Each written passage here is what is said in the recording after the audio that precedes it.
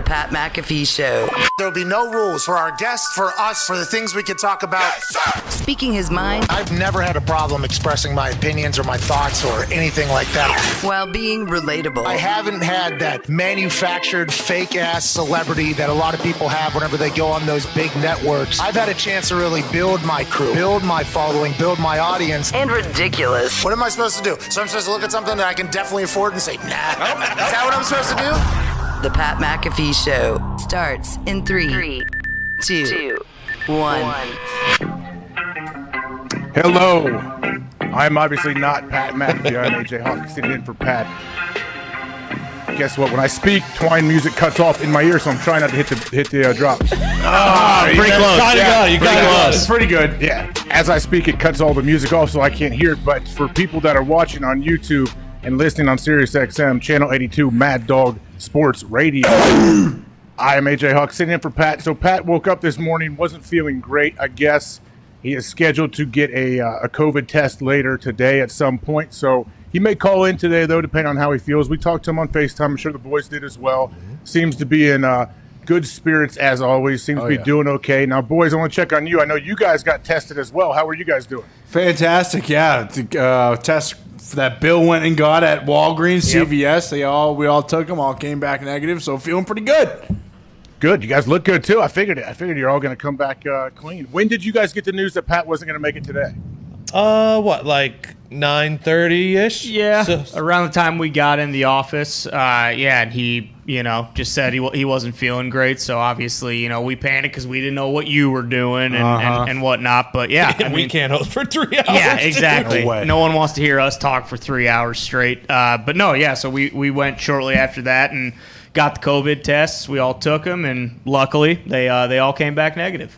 Well, good for you guys. Congrats on passing that test today. But I don't know if you guys know this. We have a pretty big show coming up today. And I said Pat is going to most likely call in, maybe even sporadically throughout the show, I think, depending on how his health is, probably depending on how pissed off he is in the job that I'm doing here, trying to sit in for him today. His anger levels, I'm sure, does not help him if he's watching and he's upset at something. You don't get his heart rate elevated when he's not feeling great. So I'll try to do my best, Pat, if you're watching from home. But at 12:30, guys, Connor, who do we have coming on right at 12:30? 12:30 is the man, the myth, the legend, the son of Chops, Brady Quinn. I am pumped to talk to Brady. Yes, Brady Quinn, my brother-in-law, will be joining us at 12:30. He's been doing, he does radio all over. He has the Fox Big Noon kickoff. I believe that's the proper term. Oh, yeah. What is it? Yeah. Yep, you got it. The one that Urban left. Urban is not there. Yeah, hey, he worked with Urban for a few years, so he can give his insight on what he thinks the Jags are doing in their situation and how Urban, and he knows Schlegel as well, the head strength coach. So a lot of insight and a lot of, obviously a ton of college football knowledge, but he does NFL games as well as a color commentator. And then at 2:05, the General is back. Love that picture. I saw Bobby today at school drop off his our kindergartners are in the same class together. Bobby dressed in full Ohio State coaching gear. Amazing. Bright red pullover, bright red shorts. He's just the man, looking gigantic outside of our kids' school. So Bobby will join us at 2:05, give his thoughts on everything happening around the NFL. But we got to cut to something because I got a text from Foxy, I believe, and Pat a little bit ago. Is Mac Jones down there at practice against the Giants ones, just dominating everybody? Yeah, he's absolutely dealing right now, AJ. I saw he was I think 23 or 25 on the, here it is, 21 or 23 on the day. I think he was 13 of 15 and 11 on 11. So he is dealing. This is bad news for Cam Newton. There are some rumors circling that the possibility of Cam getting cut could happen in the next week. Save money, and also because of the fact that Cam, as good of a mentor as he is in the fact that he shows you how to go about your business. Brian Hoyer is much more similar to Mac Jones, so that is in the air. I don't believe it. I think he'll be there no matter what. You need a backup quarterback just in case. But yeah, Mac Jones absolutely dealing. No surprise. I mean, I wore the shirt today when I woke up. I said, join practice. It's the Giants. The Giants, they kind of stink. So Mac Jones will probably have his way with them. And that is what's happening. Also, there was a fight. We had a nice little O-line, D-line battle in the trenches. Everyone had to run laps. You got to love a little Joe Judge, Bill Belichick coach join practice, AJ. Yeah, you do. And they fought it was D-line, O-line in one-on-one pass rush that they're working on.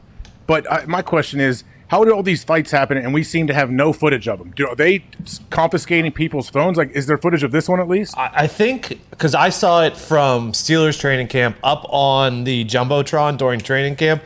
They asked the people who were there not to show videos of practice. So I think there might be more of a crackdown this year on videos getting out from practice. That would be my only guess. Yeah, I thought they changed the rules that there were certain periods where you weren't allowed to film anything, and then there were other times where, like, if they were going on air or something like that, you could film. But I know that they definitely changed the rules. I was also told Bears media cannot post anything or they'll be kicked out. Yeah, so they won't be able to show back up.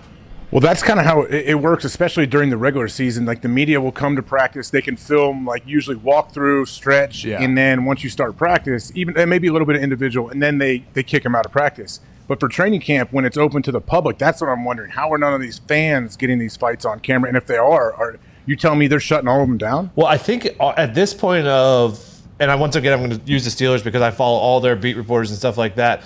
They have moved. They were doing their training camp at Hines. They moved back to UPMC where they do to that facility where they do it practice all year long. And technically, training camp is over. They deem training camp to be over. So I don't even know if there's fans left at most of these training camps. Yeah, if I'm not mistaken, AJ, I think the Packers just had their last like public practice maybe last week, like Thursday or before the game or whatever. So I think at this point, technically, practices, I don't know if it's every team, but they might not be open to the public. Yeah, they're probably not. I'm sure. I guess we've seen like still shots of AB connecting. Who were the couple guys that were fighting as well? We've seen still shots, so I guess just no video, and you're okay, I guess, right?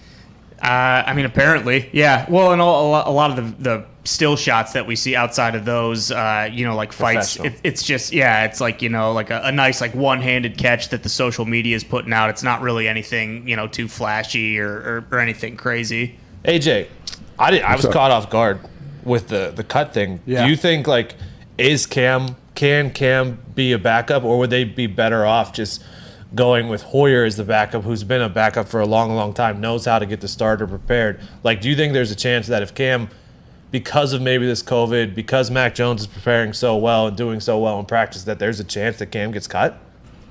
I didn't think cutting him was a real possibility right now. Yeah. What's his salary this year? It's like $3.5 million. It's nothing serious. That's very cheap for even a backup quarterback, I think, if they want him. So if they feel like he can play and give him a chance and he's going to be all right, if that was his role, then they have to make that decision. I'm sure Belichick already knows, like, if that would work or not. But, man, I don't know. Like, what's going to happen? Like, if Cam – I don't know. I don't think that can happen right now. I'm sure they let him get back in there and see how he does. But what do you need a good backup, too, though. That's the thing. If you want to start Mac Jones, you still want a guy that you feel like can help win you games if he does go down or something happens. Yeah, exactly. And also, like, because, like, to your point, if some guy goes down, like, injuries happen so often. You hate that they do, and you hope that the last person it happens to is the quarterback. But if that were to happen and then, week 3, let's say, you got to go with Hoyer when you had Cam Newton. Like, there's no point to cut him.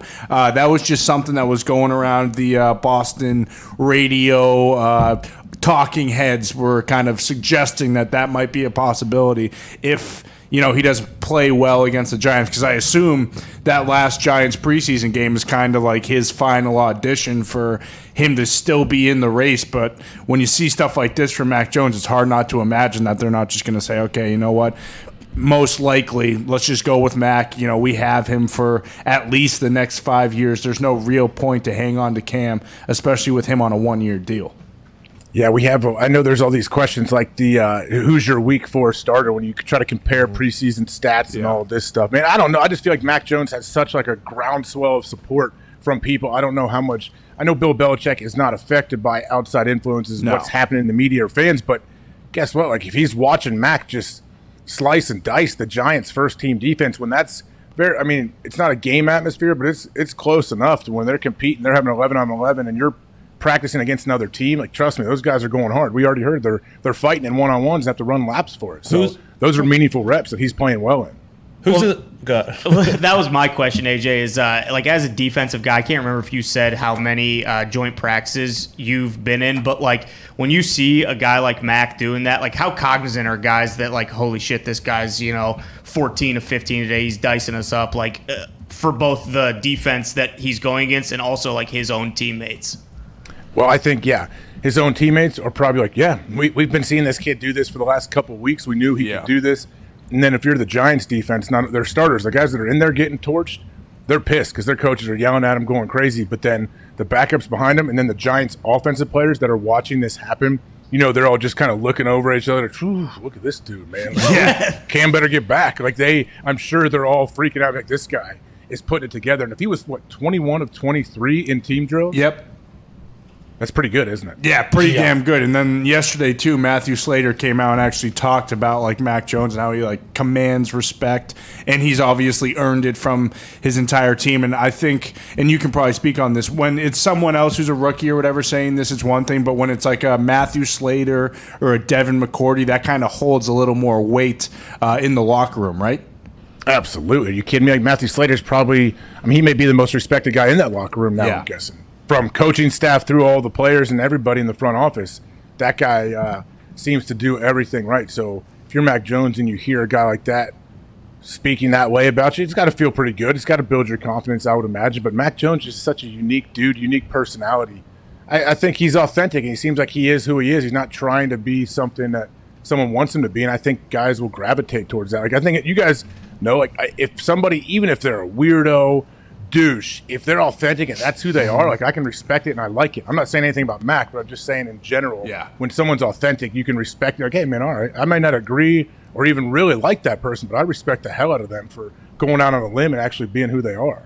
Well, and it seems like, from the start, they've talked about, like, this dude's got swag. Like, a lot of people gave him shit for, how he walked up on draft night. But it seems like from the moment he's got in there, like, he's acted like he's belonged and he has commanded the respect of his teammates. And it sounds like, with the way he's performing, it'd be tough to imagine that a lot, like, these guys don't respect the hell out of him already. Who's in a worse position? Is it Cam?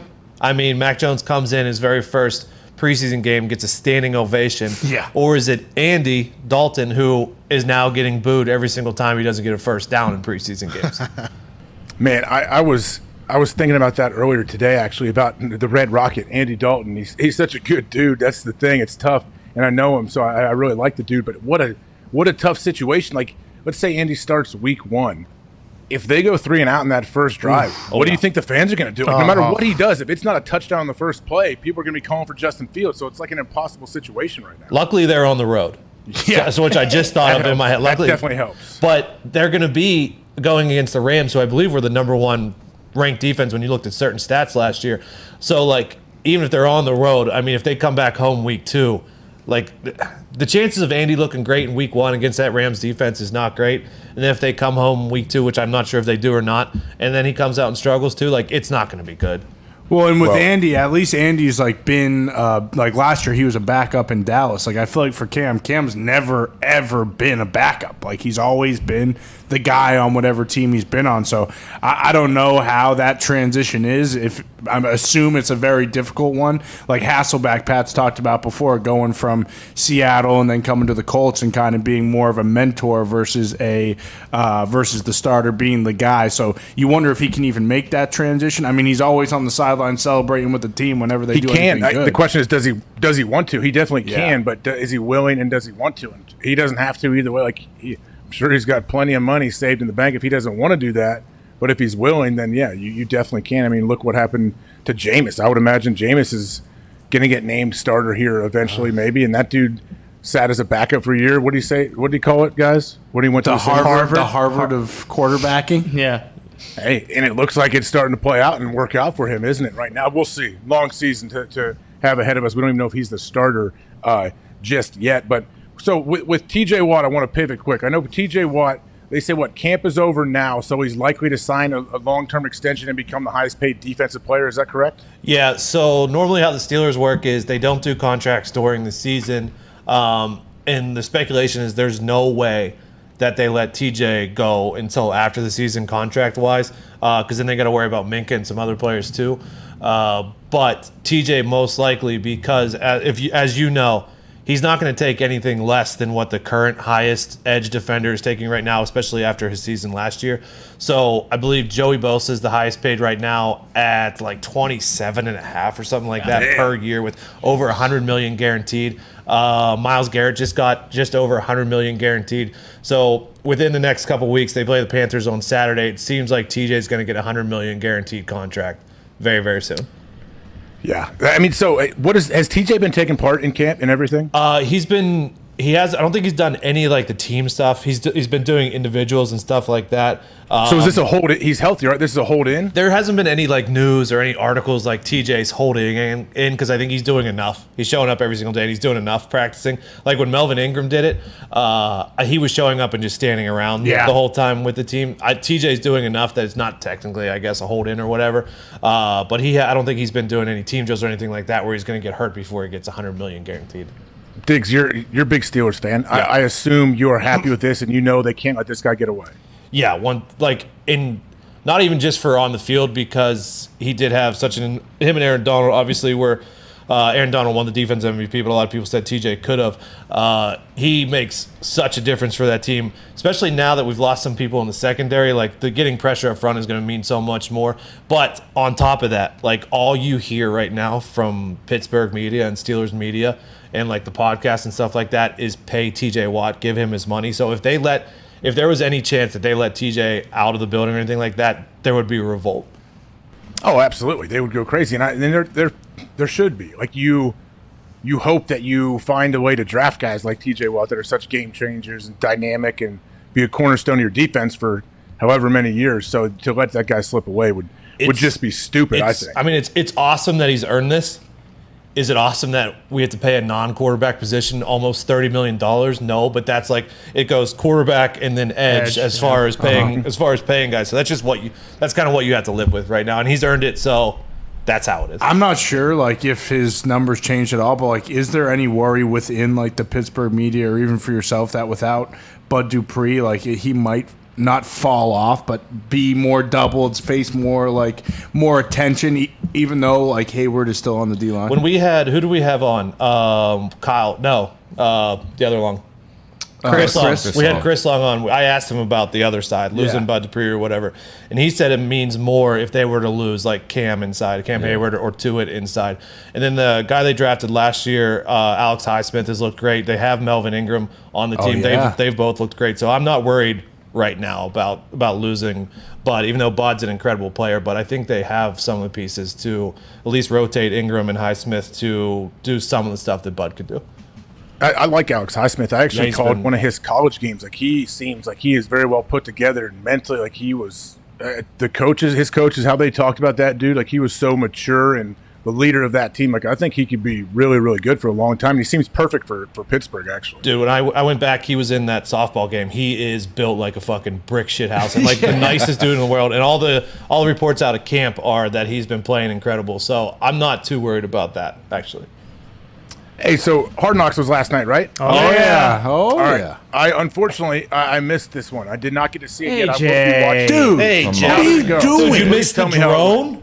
It was pretty good. Yeah, to Tony's point, they see did it. a sweet little like drone shot of Jerry World, the entire place. So, like go down. I'm assuming it's called like Jerry Jones Drive that leads up to this circle, and then they have all these like they have the numbers that are in the Ring of Honor, I think, like on the street with a little plaque next to them. And they go through the facility. It was pretty cool. I mean, I didn't mind it. Jerry and Big Mike both dropped some dimes. It was about time that they involved them a little more because last episode there was not enough, Jerry. Well, and we were talking about it out there this morning. Like, we all love Hard Knocks, but I think it's got to the point now, too. Like, Foxy mentioned it. Like, we see so much of the behind-the-scenes stuff. And, like, so you get, like, the first episode comes back, you hear the music, and it's like, oh, okay, here we fucking go. We're going to get Big Mike dropping a couple F-bombs. We'll be able to see some guys who we want to see. But then, in the end, it's still just... It's all preseason shit, and we're just ready for the regular season to get here. Like, they started it with that drone shot, which was incredible. Unreal. And also, I didn't realize, like, they have their indoor, I think where they practice indoors is also like a 15,000 seat stadium that schools in Texas play high school football there. So, like, it was, it was a pretty good episode. We got Jerry going up in the helicopter to their preseason game, and they forgot Steven somewhere, and Jerry said something along the lines of like, well, we might as well, start the day by fucking up. And so they had to turn around and go back and get him. Yeah, he said they went up there. He was, why don't you circle the stadium for me? And it was pretty cool, but outside of those few moments, it just a lot of filler stuff. I saw from Pat. Did Big Mike have a lightning quote? Yeah, so they were outside practicing, and the storms were rolling in, and he said, "Yeah, like there's too much money out there. I ain't fucking around with lightning." And then they went inside. It was unreal. There was also a pretty cool segment where like the guy who runs the mailroom is like the 4th generation in his family to run the mailroom. Like his great grandfather did it, then his grandfather, then his father, and now his father brought him in. So they have like this legendary mailroom dude, and he was also playing cards with I think Micah, Zeke, and Dak, I believe. Yep. So it was a pretty good episode. Definitely better than the second one. But again, to Ty's point, it's preseason. Like we get to see the behind the scenes stuff on social media now because they post so much of that shit. But no, I enjoyed it. I mean, it was good to see Jerry flying in a helicopter just saying the F-bomb. That's all you really want to hear out of Hard Knocks these days.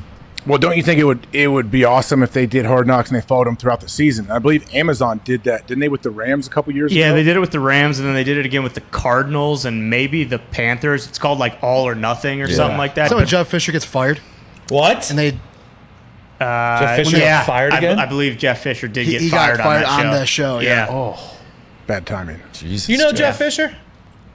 Do I know him? Yeah. Yeah, I mean, I've met him. I've never played for him, but he's awesome. Why? I don't know. He just seems like a sweet guy.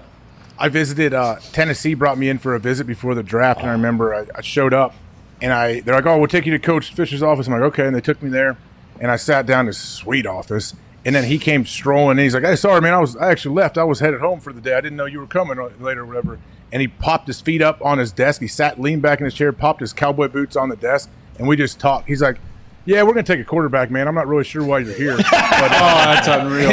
Who did they take? They took Vince Young, and so it was that year. And I'm like, "Oh, cool, man. Well, I appreciate you bringing me in. Like, I, loved it. Good meeting you and talking to you and everything." So whenever I did cross paths with him, he was great. But their linebacker coach was the old Arizona State head coach, and Coach Pat Tillman, and he took me out to lunch. It was the greatest. Damn. Dave McGinnis. The guy's amazing, and he just told me Pat Tillman stories all day. And we went to like a sweet Nashville barbecue spot. It was a great visit. Seemed like a real laid-back, fun place to be, actually. Obviously, you wanted to play for the Packers your entire life, but were there any visits that you went on and you were like, damn, I would love to play for this guy. This guy is the man.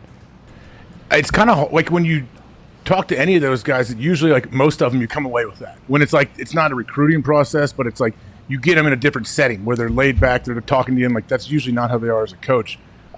Mike Nolan was the head coach of the Niners. I visited out there. He was super cool, man. And I've kept in contact with him over the years.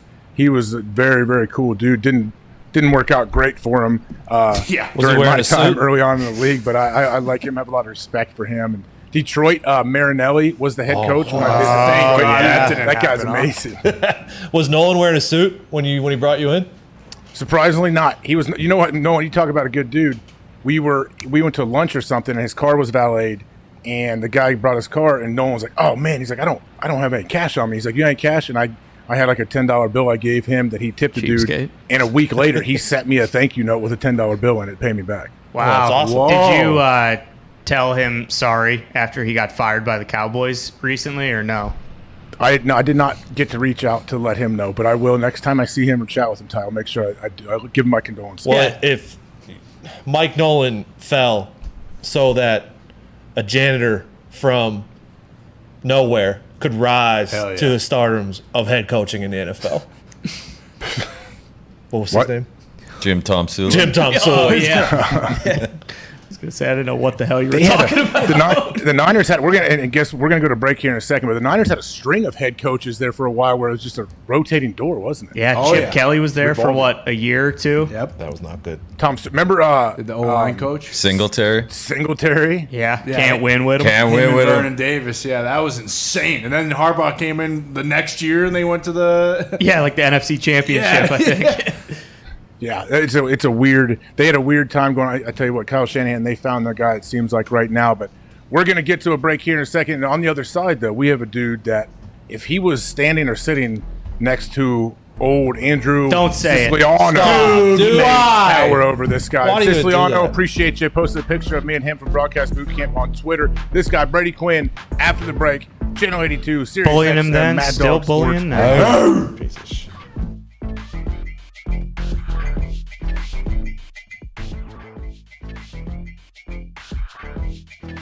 A perennial Pro Bowler, an all-pro, a man who's aging like fine wines, Green Bay Packers legend, Super Bowl champion, from Butte, California, ladies and gentlemen, Aaron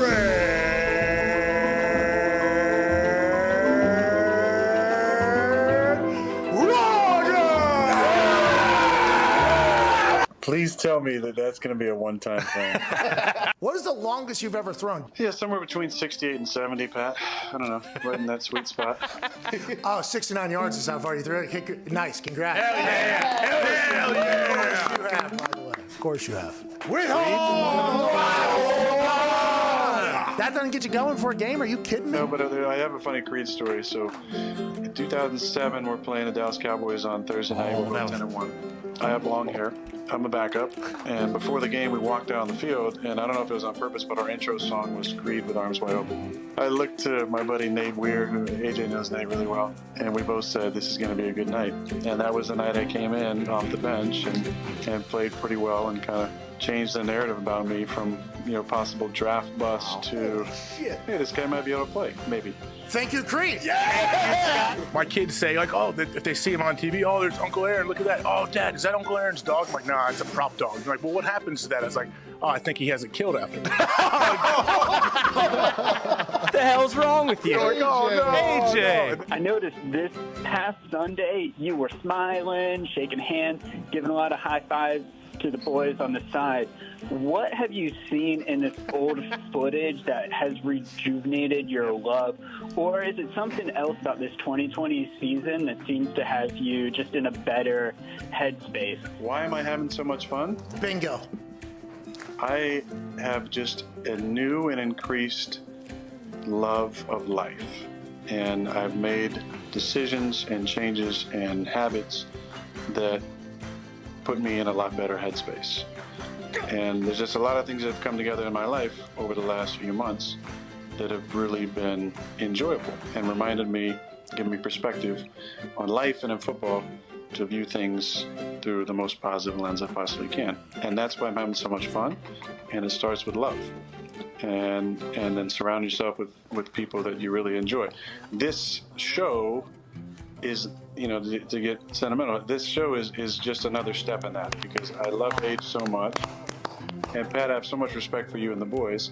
Like, this was such a fun opportunity. And now I look forward to this every Tuesday.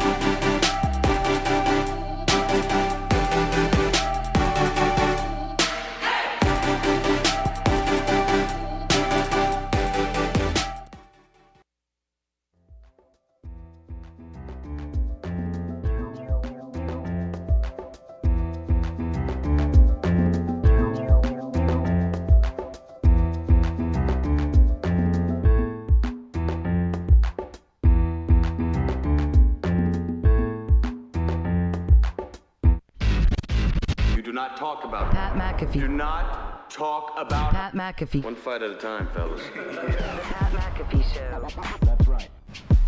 Welcome back. I'm AJ Hawk sitting in for Pat McAfee today. He may be calling in at some point. Pat feels a little under the weather, getting tested later. We will see how he's doing, but we would like to see his face when he FaceTimes in eventually sometime today. Oh, yeah.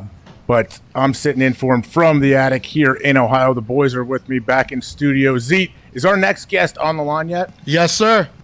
All right, here we go. So this is a good one. I don't know if he's ever been on this show, actually. I don't think he has. Here we go. All right, so he's sitting back, hanging out, waiting in this sweet palatial mansion down in not South Beach, but South Florida, around that area. This guy, big, tall, handsome, brother-in-law of myself, Mr. Brady Quinn. Welcome.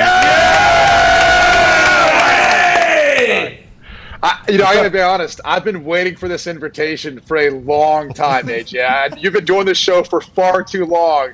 I can never get a call. Can't get on the show until today, but I appreciate it, man. Hey, I've been pushing for you forever. It's Pat. He's sitting back at his house. That's all Pat? okay. That's bullshit. That's bullshit. Hey, that's bullshit, Brady. Yeah. He's lying to you, Brady. You know how big of a scumbag AJ is. Yep. Brady, what's up, man? How you doing down there? You just get done with your show? Yeah, we got done with the show a little bit earlier this morning, so early morning wake-up calls with that. But hey, explain to people what you're doing right now. What show you've been working on lately? Yeah, so it's kind of interesting. I've been working for Fox Sports Radio in the mornings. Really, the vacancy that was left behind for Clay Travis, they asked me and the guy I've been working with for about 5 years now, Jonas Knox, to fill in. So we filled in. We've still been doing that basically on a temporary basis. Hopefully, it'll be. But we'll find out here in the next couple of weeks or so. And then LeVar Arrington, who's joined as well. It's kind of been a three-man team, but it's been a ton of fun. So I've been doing that from 6 to 9 in the mornings. And then I work for CBS Sports HQ, their digital platform, which is actually based down here in South Florida. So I've been going there in the afternoons. And then obviously I do this stuff for Big Noon Kickoff on the weekends once we get started up here next week. Well, and you're currently working on your MBA as well, right? Whoa. Yeah, that's man. I got to tell you, man. Going back to school, it's cool. You learn a lot, but you never went to class in Notre Dame, I'm guessing. Oh no, I had to. You come on now. Ty Willingham used to rollerblade. I figured you'd like this. He used to really. He used to rollerblade, and he'd literally roll by into Barlow Hall and check out all our classes. And he would he'd have like a manager right next to him. Counting. He'd be like, all right, they're here, they're here, they're here. He would make sure everyone's there in class in attendance. And then when Charlie Weiss got there, he obviously didn't do that. He didn't rollerblade. Yeah. Really? But Bacon sandwiches. He would make sure someone was there checking. And if you didn't show up for class, you did not want to have to go to the coach's office for that conversation.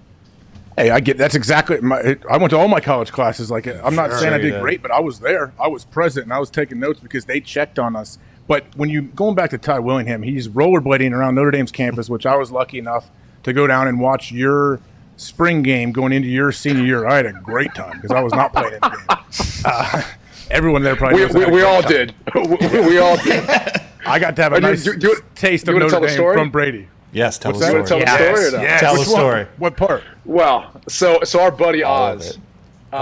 Our buddy Oz, back at this time, AJ had the long flowing locks, right? Oh, yeah. So he's got the long flowing blonde hair. Well, our buddy Oz, he happened to have long blonde hair like that too. And so Ozzy came in town for the game, and I guess he must have went outside to go smoke a cigarette outside the stadium. Yes. And some kid comes running up. It's like, oh my gosh, AJ Hawk. Now, mind you, Oz maybe weighs soaking wet 150 pounds. AJ at this point is like a 240-pound middle linebacker for the Green Bay Packers. And somehow this little kid went up to him. I don't know. Maybe maybe his dad told him, yeah, that's what pro athletes do. They just smoke cigarettes outside the stadium and hang out. As he smokes. He was convinced Oz was AJ Hawk, so he was looking for an autograph from AJ, which I'm sure he got at some point because AJ got bothered by everyone there for an autograph, but he throughout the entire time he was there, AJ had a doppelganger, which was Oz, even though he was a 150-pound NFL linebacker. Yeah, hey, I mean, and I think Oz tells the story how he took a big pull from his cig, and he's like, "Yeah, sure, kid." I think he got him, but yeah, I got a great taste of what Notre Dame life was like, and I got to live through you, the starting quarterback in Notre Dame. So you showed me all around campus. It was great. It was. It seems like I'm sure you seemed to have a great time there during your 4 years. Yeah, of course. I mean, that place, it's a lot of fun. It's a lot of fun, especially as a football player. The school is hard. I'll definitely admit that. But, like, that particular time of year is awesome. You got that going on. We had our bookstore basketball tournament and all that. But, like, once you're done with spring ball, man, that's when everyone lets loose because your exams mostly are done at that point. So it was a good time. It definitely was. Hey, I want to pivot to the NFL. Obviously, you work on a Big Noon Kickoff and do a great job there, but you work as a commentator for NFL games too. I mean, you do everything. Obviously, as we've heard you lay out what your days look like. But with Urban Meyer, so you work with Urban on the show. Now he's in Jacksonville. Their second preseason game, the sky is falling. How do you think Urban's doing right now inside that building? Like, do you think it's a calm, real, meditative type place? No. I mean, you know Coach Meyer. You know Herbs. I mean, you go on the Buckeye cruise with him when you were in your banana hammock when you're out there with them. So. No, I mean, I got to be honest with you. Exactly. Dude, Daryl Bevell and Brian Schottenheimer, who's got the passing game coordinator and quarterbacks coach title, those guys are not having fun right now. And the odd thing is I think when you look at the NFL, one of the biggest glaring differences is what you do in the preseason is so insignificant. But when you're a college coach who's never coached at the NFL level, everyone's going to make a big deal about it because they think this is going to be an indication of future events. And it's just not. Look at both the Detroit Lions and Browns, and you guys could fact check this because I'm not 100% sure. But the years they both went 0-16, I think they went undefeated in the preseason. So if that gives you any indication of how irrelevant it is, it's irrelevant. So look, now is it concerning? Yeah. I mean, clearly they don't seem like they can protect Trevor Lawrence, but they did also have 3 backup offensive linemen playing, versus the Saints on the road. So we need to pump the brakes a little bit. Let's wait until we get into the regular season before we get too concerned. But given the fact that he lost 9 games, why was that Ohio State? And if he lost 9 games, or let's say 10 games, they went 7-10 this year, that would be a dramatic return. He might be up for Coach of the Year, and yet in his mind, he would think that he's not succeeding, even though it's a dramatic turnaround. I mean, I think the toughest thing about him taking this job is he's when he went to Ohio State, you were there for Jim Tressel. You guys won a national championship. You guys were playing for national championships. It wasn't like he was taking the 128th, 129th team in college football and turning it around. In this case, he's taking the worst team in the NFL. It was a 1-win team and trying to turn it around. So it's a very different situation than I think when he picked up and coached Florida and when he picked up and coached Ohio State. And I think that's going to be the challenge for him, is understanding it's going to take a while before they're able to make this team a perennial playoff team. So with the old Timmy Tebow situation, were you surprised in how it played out? I know. So the reason I ask you is because you played with Timmy out in Denver. You were in the same quarterback room as him. I played against you when Timmy was on the squad. I remember that. So were you surprised? I mean, it's pretty difficult to make a complete position change at 35 years of age and do something you've never really done before. Yeah, I was kind of surprised because he's got such a good thing going with the broadcasting part of his career that he wanted to do it. But look, I mean, who cares when he wanted to? It's what he wanted to do. I'm not going to fault him for that.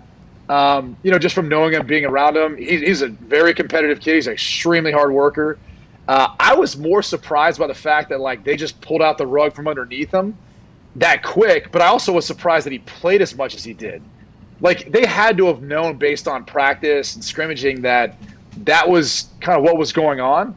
So why not give him some more time and then wait till that 3rd preseason game where you really play him a ton before you want to move on? If you want to give him a shot, then give him a shot, because he's making a dramatic shift in what he's being asked to do. It's his first year doing it, and they've got those practice squad spots for guys who kind of fit his criteria, if you will, meaning an older veteran guy who isn't practice squad eligible but could be for this year.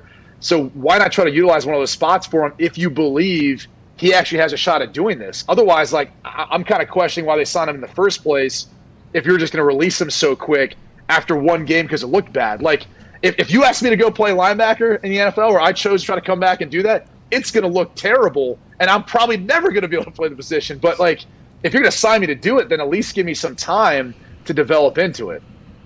Yeah, I wonder what Timmy will say. If he felt like he didn't get enough time to prove what he could do. I mean, that's the only thing I wonder. You're right. The 3rd preseason game would be, I'll tell you what, the Jags would have had a lot more interest in that game if Tim was still on the roster. Think about it. People they'd want to watch every single rep, and they would dissect every single rep frame by frame, though. And think about this, and I hate this. I'm going to say this right now, and I hate myself for saying it. Good. But think about, too, all we're talking about right now is, Travis Etienne out for the season with his Liz Frank. Trevor Lawrence, can they protect him? Is this a bad situation? They looked terrible the first 2 preseason games. I don't know that we're focusing as much on those things if Tebow's still on the roster. Like, that's still a storyline. And then actually may not, like, take pressure off Trevor Lawrence and all that crap people say, but it may just take away from, like, where this team is at. But I do see the part of it where it looked bad. I mean, he looked like he was a quarterback trying to transition to tight end.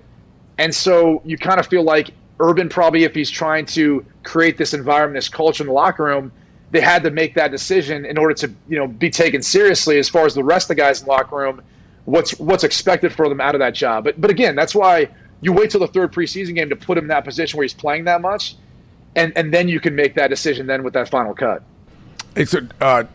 I got one more question for you, but Ty Schmidt will have a question next. He hates Notre Dame, big Packers fan. We'll see what his question may be. But you mentioned Liz Frank and Travis Etienne. You had Liz Frank surgery, correct? I know that's a nasty recovery. It's a big-time surgery. What's that like coming back from it? It stinks, man. I mean, I've had back surgery. I had pins put in my finger and all that. The Liz Frank, because they have to drive in. Like, I had these, like, staples put in, and they kind of look like staples. It's hard to explain, but they literally drive them in into your midfoot so it bonds, and then it calcifies over top to really fuse the joint and create stability. So you don't run the same after you're done with that. Like, your midfoot doesn't bend and move the same, or the way you raise up on your toe. And so when I initially heard it back in Cleveland in 2009, they tried to sell me on the idea that I could cast it and it was going to heal properly. And then they traded my ass. So I get to Denver and I'm like, this didn't heal right. And they're like, nope. But I was like, well, I can't have surgery now. I'm like trying to kind of make my way in the NFL. So I had to wait till after I was done, and it was just bothering me so much. And then that was one of the most painful surgeries, like waking up from that. But it definitely will feel better. But Travis Etienne's he'll move different. It'll take him a good 6 months before he's back running again. And especially if he's getting like either the staples put in or they put in like screws in this plate. But it's a pretty significant surgery for as far as like a foot surgery goes.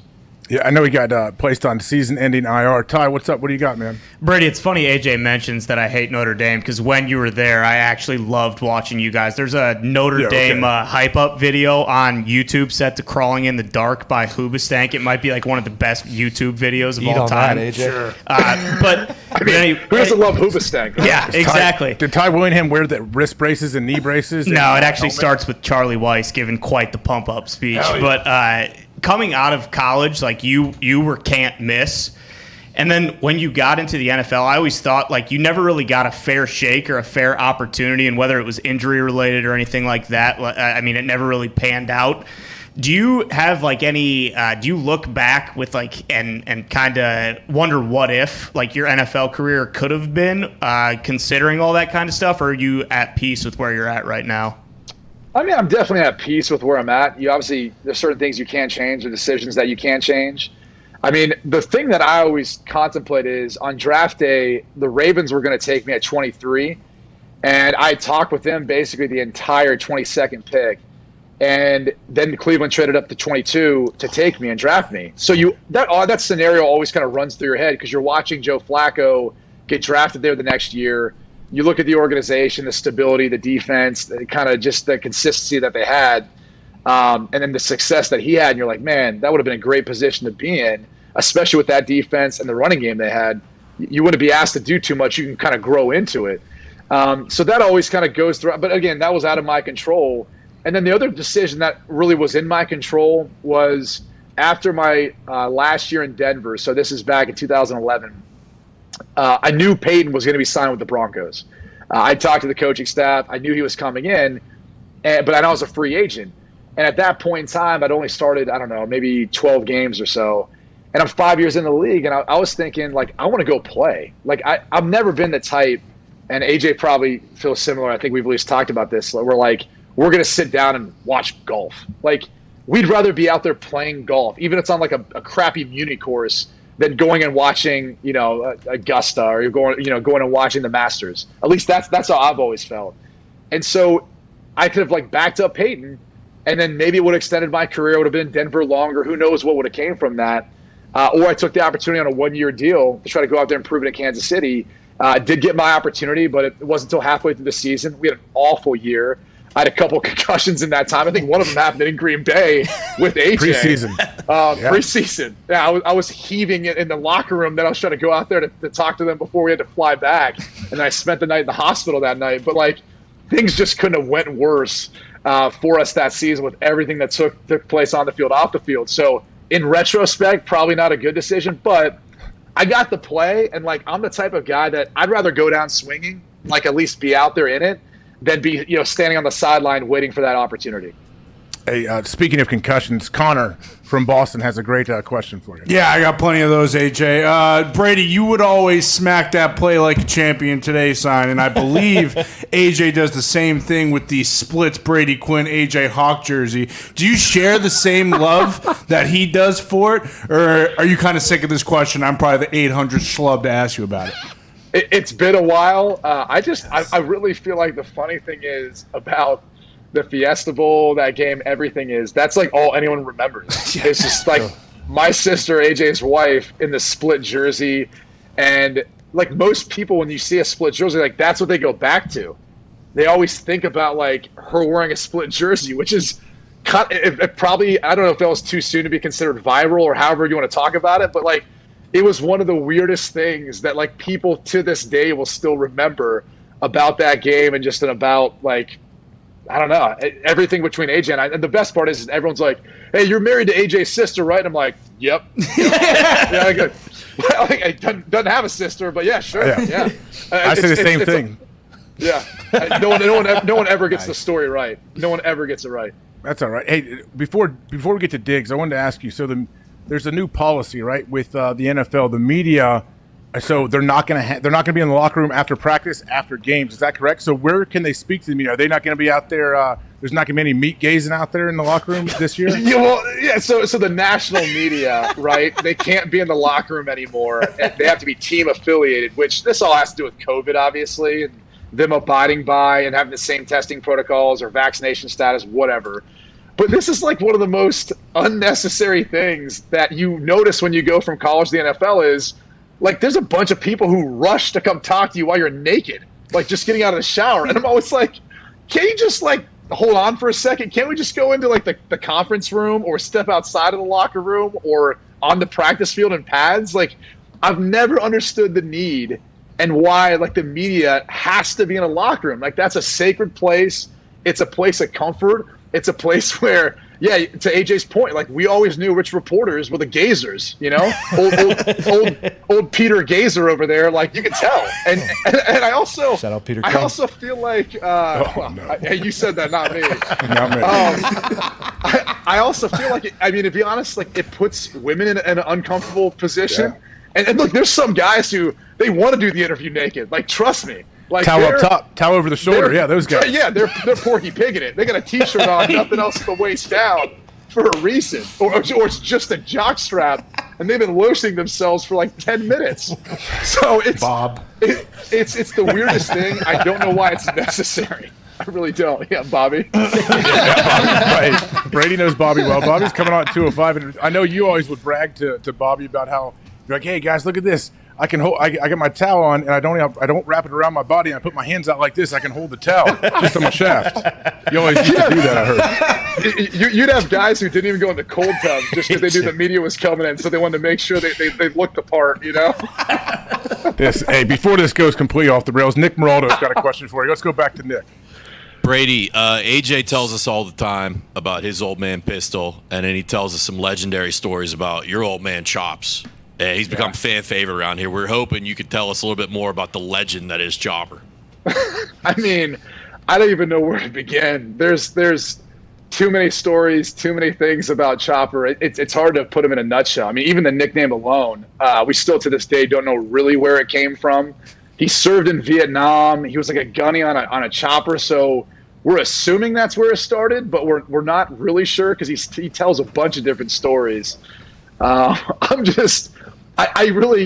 trying to think of one story that sticks out. I was a meathead growing up, like nowhere close to Todd Marinovich. But I remember when I was young, my dad used to make me like protein shakes like it was Rocky. Like he'd be he'd be like making me, because I was like 8 or 9. I was a skinny, taller kid. He's like, oh, you gotta put meat on, Chops. Gonna put some weight on. So he'd be like cracking eggs into a blender. I remember it was like this heavy weight gainer 2000. It was like a 2,500 calorie meal basically.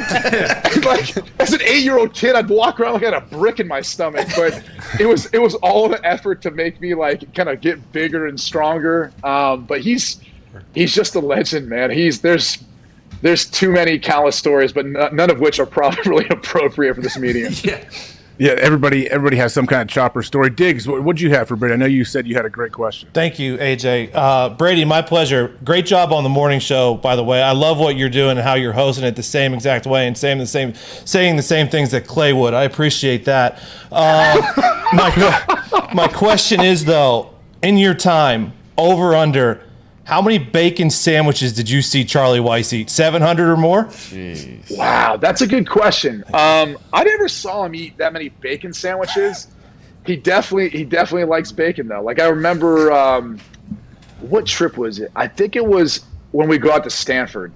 For whatever reason, wherever we'd stay, because I remember we obviously only went there twice, but I remember both times going out there, like what hotel that was had the greatest bacon ever. And I remember seeing him before that game, and he had a big old plate of bacon that he was eating at that. And it was a lot of butter, a lot of bacon. I do recall that. Sounds amazing. So last question we have is going to be from our quasi-American citizen, Gumpy. What's up, man? What do you have? Yeah, Brady, who was your best coach in the NFL, and why was it the man genius? He's the one who traded my ass away. I would say, I distinctly remember, like, when we had that quarterback battle. I'm not going to say the name, but our quarterback coach at the time was like, "Yeah, they really like Derek Anderson. They really like the other guy." Like, he basically told me to my face, and I was like, "Wow, this sounds like I've really got an uphill battle here. We'll see how this goes." It's so tough. Like I had a great connection with Jim Zorn. I was only with him for 1 year, but as my quarterback coach, I had a great connection with him. Rip Shearer, who was my quarterback coach in Cleveland for 2 years. The Ripper's the man. He was a legend. And then Brian Dable and I got really close. I had him as the OC twice. His first time calling plays in 2009, and then in 2012 with the Chiefs. So those three in particular are the ones that I got closest to. I would say in the NFL, the one that was like the sharpest that I learned a ton from was Josh McDaniels. Like, that dude is amazing. Like, just the way he goes about dissecting a defense, giving you answers to the test before the snap even happens. It's impressive. Like, it's like literally going to school and learning how to run that offense and how to play in that offense. So he's someone that I always hold in extremely high regard as far as just the time I spent with him when I was in Denver with him for that 1 year. Yeah, McDaniels does. Like, I'm intrigued at what McDaniels can do, and we appreciate your time, Brady. We got a hard out coming in a second. Oh, okay. Well, you go take that hard out then, all right? Whatever you're going to say. Don't worry, save it. Hell yeah. We're going to have you back. We're going to have you back on, Brady. Once, especially, I heard you've been trying to say, like, you're trying to get a pass to get into the locker room. Say, hey, come on, man. Like, I'm a former player. You should let me in with protocols. Everything's good to go. I need to interview I'll go in these guys. naked if you need me to. I'll go in naked with a mic. I don't care. Does that make it less awkward, you think? Probably, right? Like, if they're naked, I'm naked. Let's, two guys hanging out doing an interview. Yeah, it depends where your towel is hanging. But, Brady, appreciate your time, man. Really, really thankful for you. Ladies and gentlemen, Brady Quinn. Yay! AJ, why don't you have that guy on more? He's awesome. We're going to have him back on. Well, I normally call him Brody. Like, I think he probably feels weird that I call him Brady here on the show. But normally it's Brody when I talk to him. But, guys, before we hit the break, there's quick breaking news, right? Sent me a text. Is Teddy Bridgewater the starter in Denver? Yeah, bingo. Out. Drew Lock's done. Is that surprising? It surprises me a little bit. I guess Teddy's the lower floor. Yeah, I guess you can always plug Drew Lock in. You can put him in if things aren't going well. It's that whole deal. Like, Teddy can win you games for sure, and let's let him run as long as he possibly can, I guess, man. Hey, after this break, though, guys, big guest, I think, coming up about 1:05. We should have a good guest. What? His name probably rhymes with Schmerin Schmodgers. What?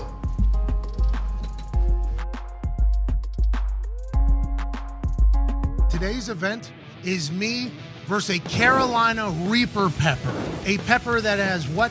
2.2 million Scoville. on average. I think it's pretty much the hottest pepper in the world. In comparison, a jalapeno is 6,000 scope. For every second after it is in my mouth, I don't grab this milk. We'll give $25 to a random person in the comments section right now. $4,500 feels like a good amount to give away, though.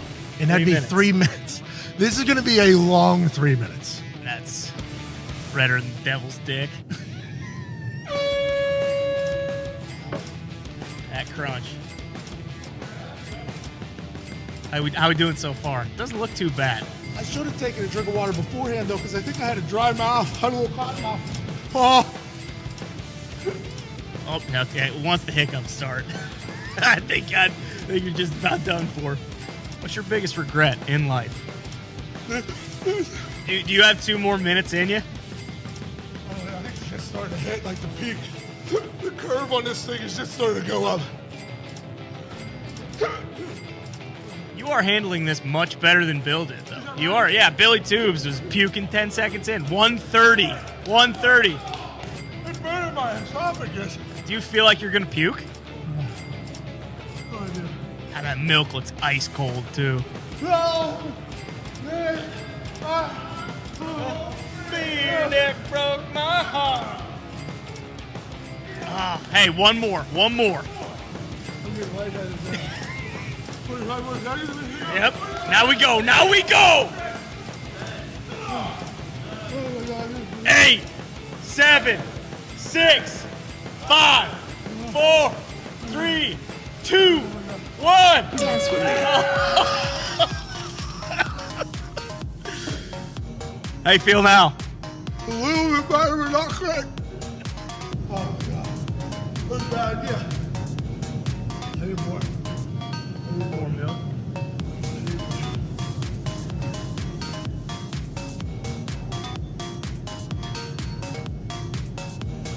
Oh, God.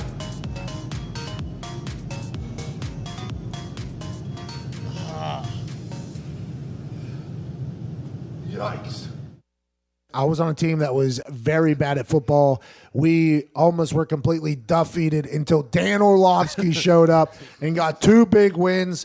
We ended up almost losing the luck pick because Dan Orlovsky, everybody thinks they're going to get fired. Every player thinks they're going to get cut. Every coach thinks they're going to get fired. They try to pawn blame off on other positional groups. If it's the linebackers, they're like, we did our job. D-line can't do anything, can't stop it. There's a lot of that chatter, but it's a miserable existence. I mean, it's just the way it is. That's why you have to have so much respect for a player like Joe Thomas, who played a perennial all-pro career in a situation that was so negative and so terrible. I think if Joe Thomas got a chance and his knees let him experience a winning organization, I couldn't even fathom what Joe Thomas would have thought. I mean, life is just much better whenever you win. When you win, food tastes better.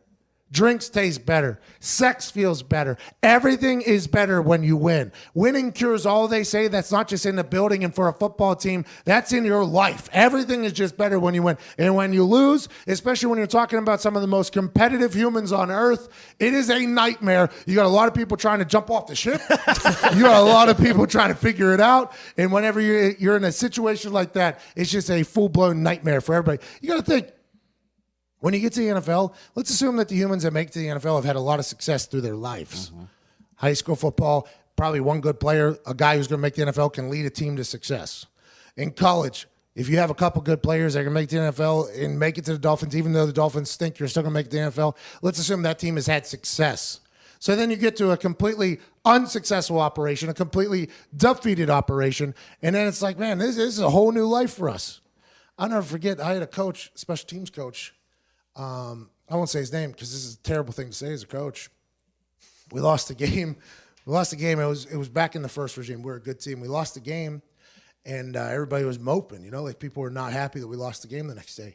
He was, you guys just haven't lost enough. That's what he said. Everybody looked at him and was like, yeah, no crap. What are you talking about, dude? Yeah, this is the winningest decade in NFL history here. Yeah, you haven't lost enough. It's like, you've lost too much, maybe. Are you just comfortable at this point? And that's whenever it can get a little scary. Whenever people are just comfortable just getting their asses kicked every week, that could be a problem. That's when the culture is probably a lost cause. That's when the locker room's too worried about playing dice or playing Boo-Ray or anything else like that. When that starts happening after losses, then you know you're in a bad spot. And I would assume that's not happening at the Dolphins, especially under Ryan Fitzpatrick's watch.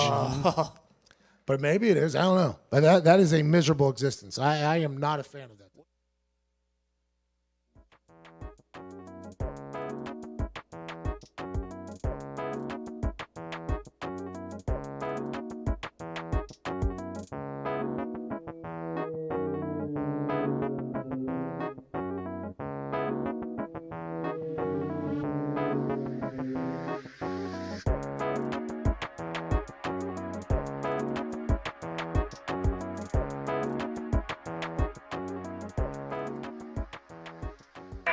The Pat McAfee Show.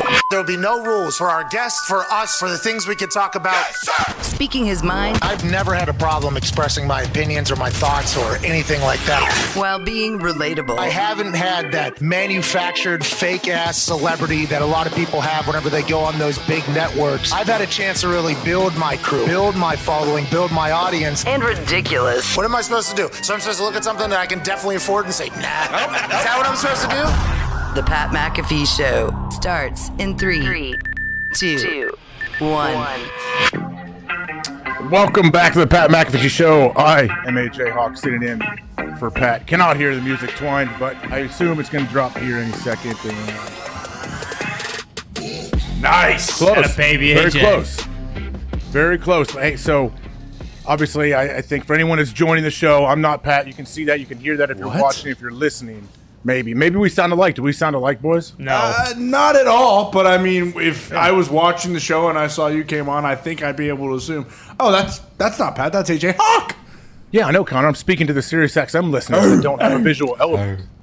Yeah, that's a good point. You know what? That's all on me. I apologize, AJ. Please, you're doing a fantastic job.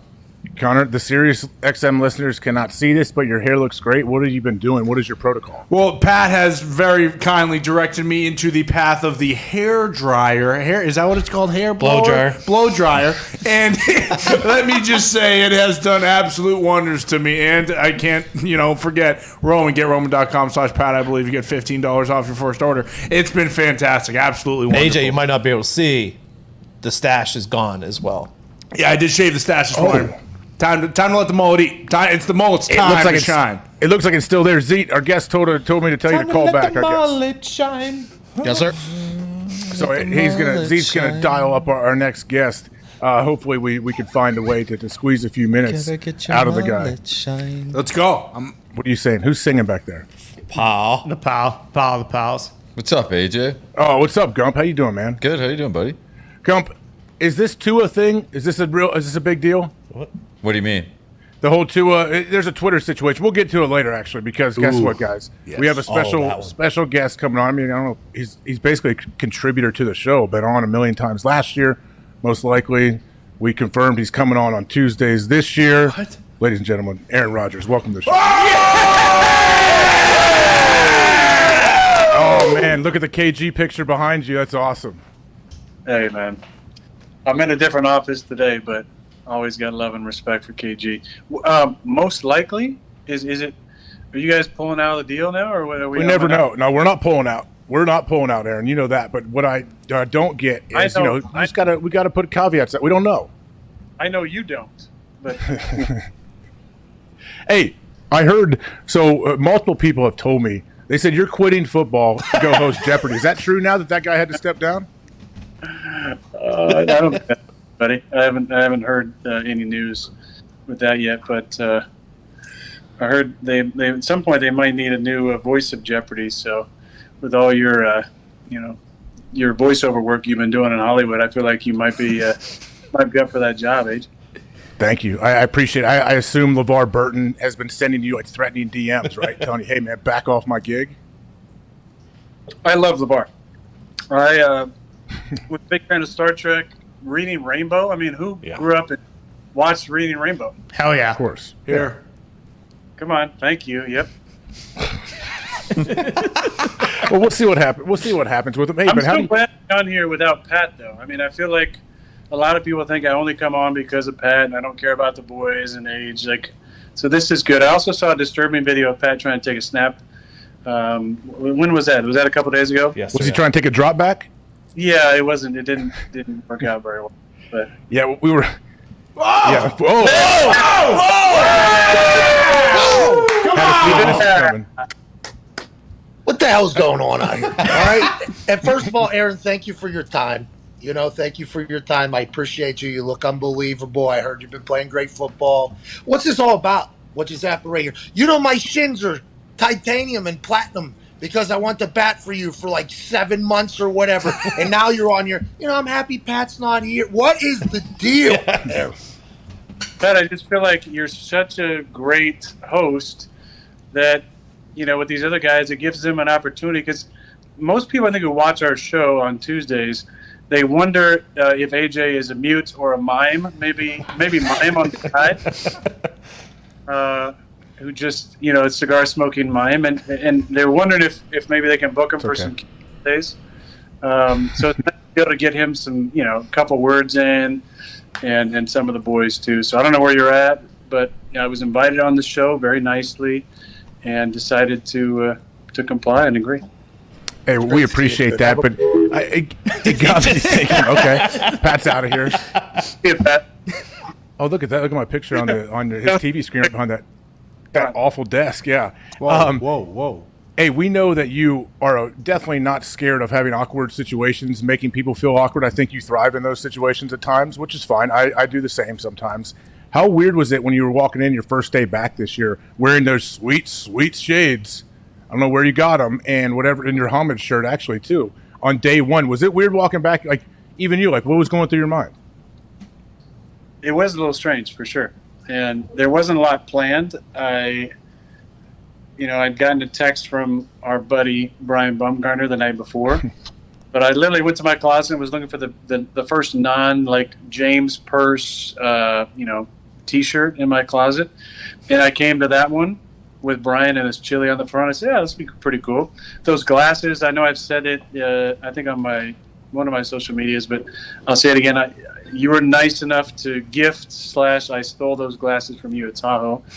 Love them. And luckily you had another pair, so it wasn't like, you're missing out on those glasses. A big hit, by the way. A lot of my teammates have gotten them. I'm kind of although Zach Wilson would say differently, I'm kind of a swag connoisseur, kind of a passion. But it was a little strange coming in. I said yesterday to Jim Rome that it felt like the first day of school, kind of, in a new school. And we moved a lot growing up. I went to, I think, 7 or 8 different schools through high school, and that feeling. It's like first day, you almost feel like you're the new guy, the outsider. I felt a little bit like that walking in the locker room the first time, but then I saw Preston and Lucas Patrick and some other guys, and Warren Burks, my locker buddy, and everything all those nerves and anxiety went away, and I felt a lot better.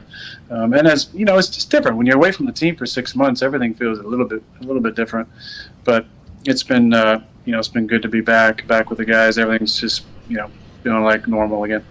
I mean, it seems to be that way. I mean, we see pictures of you and Goody chopping it up at practice. You seem to be getting along. You post all kinds of things. I know you have plenty of talent out there. You got Randall. Do you ever feel like you're putting a lot of pressure on Randall? Man, I haven't asked him directly, but damn, if he doesn't play well, they're like, man, Aaron did all this stuff. He's pumped him up. We brought him in. Here we go. I sure hope Randall can stay healthy and have a great year. I'm sure he will, but man, I feel like you're putting a lot of pressure on him.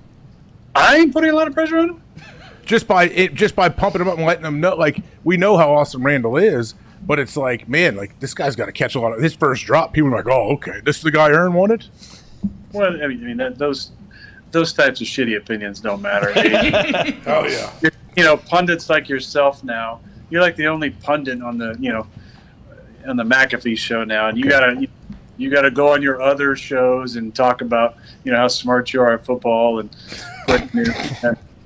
I'm not worried about Randall. I would say this: anybody, there's so many new people around here that weren't here in 18 and before and saw Randall's young player. But anybody who hasn't been around him, there's been so many moments throughout camp where you're like, whoa, that was really fucking smart, or whoa, that was an amazing play, or wow, he's still athletically super gifted, or I've never seen a shallow cross, run that precisely. Just there's been like one thing every single day that he's done that a lot of people have said, wow, that's why 12 wanted him so bad. That's why he's going to be an important part of what we're doing. So we need him 100%. I think Allen has had a great camp. Marquez has had a great camp. I feel really good about our first four. Amari, has had kind of a rookie camp so far. He's been good in points, and there's been some overwhelming days for sure, which happens. It's not a knock on him. It just happens for young players. There's a lot of information coming at you in a short amount of time. But obviously he's very gifted athletically, and at some point he's going to be, probably the slot receiver here. But it's nice having Cabo back. He's had a great camp. We got to keep him healthy this season, and excited about what he can bring to the squad. It's been great having him around. We've had a good time. We messed around, had some dinner the other night, had a couple of drinks, started posting about Clay Matthews. That thing kind of went a little nuts, but it's been good. Is that what happened? You guys were you out at your local spot, your local watering hole, having a few beers, and you just decided to blow Clay up? Yeah, you know me. We're big watering hole guys. We love going to shoots in the sardine can in Green Bay. No, we were having dinner, and a comment came up about Clay and that house that he spent 10 years building out on the West Coast. That he's actually not living in anymore. And there was conversations about him, so we decided to FaceTime him. And in the midst of the FaceTime, there was some Instagram stuff that was posted, and we had a couple laughs. The next morning, I got up and looked at my social media and was like, whoa. And I texted a GIF or GIF. I'm not sure what the correct pronunciation is. GIF? Thank you. GIF. But I texted a GIF to Clay from Anchorman after they have the fight between the news teams. And Will Ferrell's in the chair, and he says, that escalated quickly. I sent him that GIF, and we had some good laughs about it. Hey, we can't have you on the show and not let your super fan Ty Schmidt ask you a question. So Ty, what's up, man? Aaron, great to fucking see you. The lettuce looks unbelievable. The beard looks unbelievable. How you feeling? How's the arm feeling? You said last year when you came on, your arm felt better than it had in your entire career so far. How's the body feeling? You ready to go? How the boys looking? Let's do this thing. It's good to have you back. Ty, it's good to see you, man. Lots changed in your world the last year or so. Congratulations on all that, buddy. Thank you. See you're back, and you're looking great as well. It's fun being back, man. It really is. My body feels good. The off season was a great time to mentally and physically refresh. Last year, I loved the intro to camp where we took like 5 days and did a kind of an amp up period, which I thought they would do every single year after that because everybody loved it so much. This year they didn't do it. It was kind of right into like normal practices. So the team, Maddie, did a good job of giving me kind of about 80 throws a day on a target, which honestly, with the duration of practice, it's really hard to even get to that point of 80 competitive throws. But my arm felt good early in camp. As you saw, dropping some dimes and some suck-it signs with some of the long distance. Hell yeah! Net throws that I didn't throughout camp. But it's been a good camp for us. I like where we're at offensively. The defense is coming along too. They're running a new scheme with Joe Barry in charge. He's done a nice job. Basically, him and most of the staff that was retained, if not all the staff, most of the staff, I guess, was retained. Offensively, not a lot of changes. Definitely not staff-wise, personnel-wise, very similar. Obviously, we lost, Corey Lindsley, AJ's Ohio State buddy. Got a new one though. Got another Ohio State buddy there. Yeah, we replaced him with another Ohio State guy who's done a good job. We're a little younger up front for sure. Last couple of years, Brian gone and Corey gone, but I like where we're at. Obviously, getting Dave back is going to be an important part of us kind of taking off as an offense. But until then, Eldon, kind of hold things down for us, and we'll count on the young guys to hold it down in the middle. Boston Connor, what do you have? Yeah, Mr. Rogers, you said, Ty mentioned that your lettuce looks fantastic. I was wondering, are there any plans for the lechuga to, be cut up, trimmed up, or are we just going to let that rock outside the helmet all year? I'm going to rock out with my hair out. Okay? Hell yeah. I don't plan on cutting it anytime soon. I think that hey, Pat's back. I think there's some things you could do with maybe the back of the hair. I've been getting some advice from some hair connoisseurs on the squad. My hair heroes growing up were, Chuck Norris and Steven Seagal, guys like that. Keanu Reeves, of course, has always been a personal hero of mine. Whatever he's doing, I don't really know other than John Wick what he's been up to. Maybe saving lives, changing spare tires on the side of the road. But I do think it's important in times like this to talk to the experts. So the experts in the locker room, would be probably Bobby Tunyon and David Bakhtiari among others. So I've been talking to them about products to use, types of ways to clean up around the the back and the ears to make the pony or the bun, whatever you choose, as good looking as possible. Hey, you're going to look great as Falco out there this year. You know what I'm talking about? You know what I mean? The good flow, living on a houseboat, maybe. Maybe that's what we'll do. We'll live on a houseboat out there in Green Bay. It's going to be difficult. I have one question, and this has been an incredible interview. Okay? This has been incredible. It's been great to see you, Aaron. Great to see you, Aaron. Were you sandbagging everybody? You were showing videos of you singing Taylor Swift and jumping off waterfalls with Mai Tai, that son of a bitch. And then you showed up at the match, and your legs were gigantic. Did you sandbag everybody? Because everybody's like, he's not going to be in shape. Looks like he's going to retire, blah, blah, blah. Did you stick on, you look like you're in the best shape we've seen you in some time. And I think the match calves really was what drew me to that. Were you on the same workout that you've always been on and were attempting to mislead people all offseason? Yeah, I wasn't attempting to mislead anybody, but I was on a similar workout that I've been on. I probably upped the calves workout just a tad, just because I knew I was going in against Phil, and I just didn't want to give Phil any extra ammo. He's a below average trash talker, as was his partner, really as was my partner as well. So I knew I had to bring the calves and the trash talking, which I tried to, but it was one of those rounds where things kind of clicked for me. I've always been a good putter, and other than the chunk I had on the first hole, I actually hit the ball fairly decent. Comparatively, maybe a little better than that than some of the other guys in the group. But that was fun to play well in that and to close it out. They were rooting for us, I think, for me not to make that putt to kind of get us to 18, keep the viewership. But I'm like, shit, we're already 5 hours in. Do we really need another hour of this? I think we gotta streamline that a little bit next time. Hey, were you really? You said you were 50-50 retiring. I said from watching the match, I was like, does that look like a dude that wants to retire? Like I felt like never even asking you. Like I can't imagine you just hanging it up right now.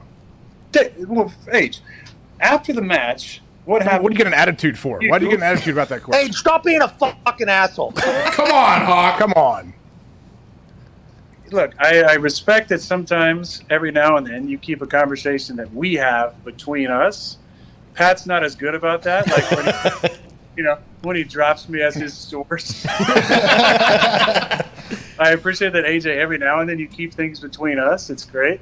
But after the match, I flew to Tahoe and we hung out. Right? Remember that? Yeah. And we had some questions. And I told you what I said in my press conference. I don't know what's going to happen in the next few weeks, but I'm getting ready as if I'm going to play.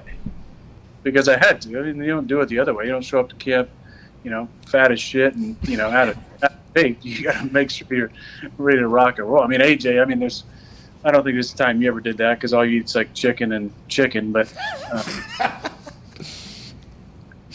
and your wife is a great cook too. That's one of the biggest shames. I don't know McAfee. I don't know about your wives, chef wise, but Laura Hawk is a phenomenal cook, and for AJ to only eat eggs and chicken. Disrespectful. Yeah. Scumbag. Crazy. Scumbag. You should have seen what he said about Andrew Siciliano yesterday. Oh, my God. That poor guy. He's getting bullied by NFL Network, AJ. I potentially got COVID because of it. Like the universe is all upset about what we did to Siciliano, and I'm having a rough day over here. Yeah, don't mess with guys like that, Pat. Pat, you got one more? I know Aaron's got to get back. He's on his lunch break, so I appreciate you joining us. Pat, I think, has one more. I want AJ to get the last question, though, just because he's the host. Don't worry, I'll jam one in before we end it. All right, Pat's gone. Okay. All right, there we go. You know what? You wonder why he hung up? He was trying to be funny, but he really had nothing to ask, and he was racking his brain. He's like, "Oh no, I got to ask like actual real question right here," and he couldn't figure it out. So, credit to him. Yeah, that or COVID. Hey, how is your arm feeling for real? I know you never. Okay, so you usually never throw. Were you throwing when you're jumping off waterfalls in Hawaii and all that? Were you throwing the ball at all? I know you usually say you never throw in the off season. Yeah, Miles is a big time athlete. We were running some routes out there. Definitely working the girls in here and there. With some underneath stuff, but a lot of throwing out there for sure. Not as precise as Randall's underneath route, though. You know that. That jump across that he has, the girls can't touch that route. I know that. I get it. Aaron, thank you very much for joining us. I appreciate you joining us during your little break that you have here. We appreciate you. We can't wait to have you every single Tuesday again for the rest of the season. Everything looks like it's going great for you. So congrats. Great job. Congrats on winning the match. Didn't have to take a shot at Bryson, but hey, it's all right. A lot of people have their differing opinions on him. Thank you, buddy. I think we're about 10 or 11 days. 13 days before our first Tuesday. I want to give a big shout out to all the boys, to Ty for getting married, to all the members of your family, AJ as well, especially Vetter. I hope he's doing good at school and raising too much hell. But I will talk to you guys soon. Appreciate it. Sounds good, man. Thank you, ladies and gentlemen. Aaron Rodgers. Woo! All right. Appreciate it, man. If he's still on, I don't know if he's still there. I know he had a little break in between for a lunch or whatever, so he could jump on there. It was good to see Pat jump on and jump off. I'm not sure why does he keep going back and forth, guys? Well, probably because you're being a real asshole. That could be. Aaron, why is your seat so low, Connor? Well, we referenced one of our favorite characters. And I can't do that again. Hey, how about him? How about Siciliano, though, responding? I love it. He's Beast. doing great. Yeah, actually, weapon move. Yeah, for really sure. like him. And not surprising that you were just a huge dick to him, Not a surprise when at you all. guys were hanging out together. At all. Clearly bullying him all the way back in 2014. What's with your haircut there? What's that? You What's look with like your a haircut doofus. there? I don't know. That was like going for shortly a after I corporate cut my job? long hair off, so I didn't know what I was doing. Oh, so you're still trying to find the current slick back hawk that you have right now. I mean, I've gone through multiple different, iterations of what a haircut would be, I guess. Yeah, I did think that. I had long hair for 10, 11 years. I'm like, I don't know. What's my hair look like short? I don't know what I'm going to do. Nucky Thompson wasn't a thing yet, so AJ wasn't familiar with his current haircut. Fair. No, you know what happened? I was going down to this hipster barbershop in downtown Columbus, and this, the girl had one side of her head shaved, sweet tats and everything. She's like, I'm going to try something. Let me try this little hairdo. And she cut my hair into this. I'm like, okay, I guess I'm doing this now. So that's what happened. I mean, hey, it's a hell of a haircut. You can't knock it. It looks good, Hawk. It does. Hey, what do you think of Aaron? Were you surprised by anything he said? No, not Maybe really. that you had a bunch of details you didn't tell us. Yeah. That too. Nah, I don't think I did. Did I? He just said it. Yeah, he said that. You talked at Tahoe. Yeah, that there's a lot of stuff that you keep just between you two. So Pat asked Some stuff. Aaron He said was sandbagging. some stuff. Sounds like you've been the one that's been sandbagging us this whole time. Yeah. Little bitch. Nope. I honestly have not. I know you guys are upset about that. Hey, great news, though. He's going to be here every Tuesday to talk about it, so you can't come at me with that garbage anymore, right? I also don't like that you're already trying to get Randall Cobb cut if he drops one ball. Yeah, what the hell is that about? I am a friend of Randall Cobb. I feel bad Doesn't for seem all like the it. pressure that he's getting placed on his shoulders. He'll be fine. He's going to have a great year. I'm just saying, man, all right, it's a lot for this guy. I guess I didn't really ask, but I am curious to see where Bakhtiari's at with his rehab and everything, and at what point during the season he's going to be back. Yeah, that's man. We should ask him. Has the Packers is he on? I'm assuming he's on the PUP list right now. I think so. Yeah. So when is he eligible to? He can come off that at any time, I guess, and then you have a acclimation period back or something. I mean, You guys know? I've seen, like, you know, anytime you see pictures or anything, like, he's involved, he's doing stuff, obviously. I mean, it's not, you know, as much. But, yeah, from what I've seen, like, him running, like, the ladder and doing that kind of stuff, he looks pretty good.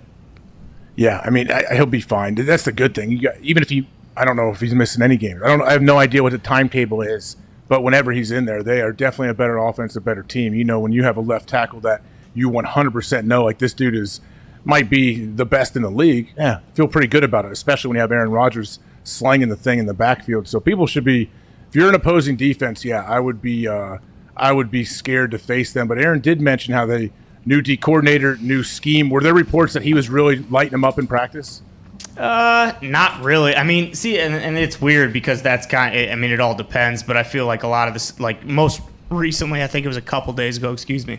They said that Aaron and the first team offense was like really lighting up the first team defense. Yeah. I've seen a lot of that stuff, but I also, you know, who knows how many reps he's getting. I feel like I really haven't seen that much video from Packers camp this year. And with Bakhtiari, it's like, who gives a shit about week one if you need him there at the end of the goddamn season? True. That was the problem last year. It's like, no need to rush him back, especially with 17 games.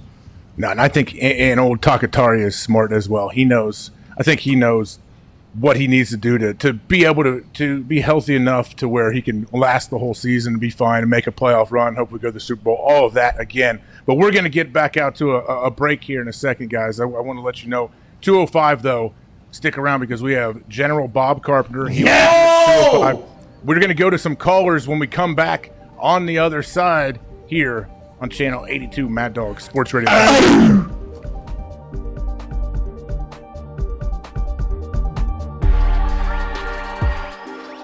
Did you hear everything that was being said whenever you were potentially... Just from you. Oh, so you did hear it. Yeah. Okay. So, let's address it. Hold on. All right. You can be a hater. No! You can change. Carson. You can change. We can change. No, at the moment I was at, okay, Carson. You know, with the Daily Show, the live Daily Show, you know, we can potentially get referred to as prisoners of the moment. You probably did hear me say some things. That was at a much different time. You can backtrack with it. No! It's cool. We're here face to face. You can change. People change, all right? By the way, you are much bigger than I thought you were. Oh, yeah. When Jalen gets drafted there, was that the beginning of it all? Was there a miscommunication? What happened between you and Doug? Because they were saying it was fractured beyond repair. Yeah. What happened there? Is all of that accurate? Is that all kind of getting blown out of proportion? Yeah. And where did it start? For one, I don't like to ever come out and say reporters aren't telling the truth because I don't. But Orlovsky does it. I'm not.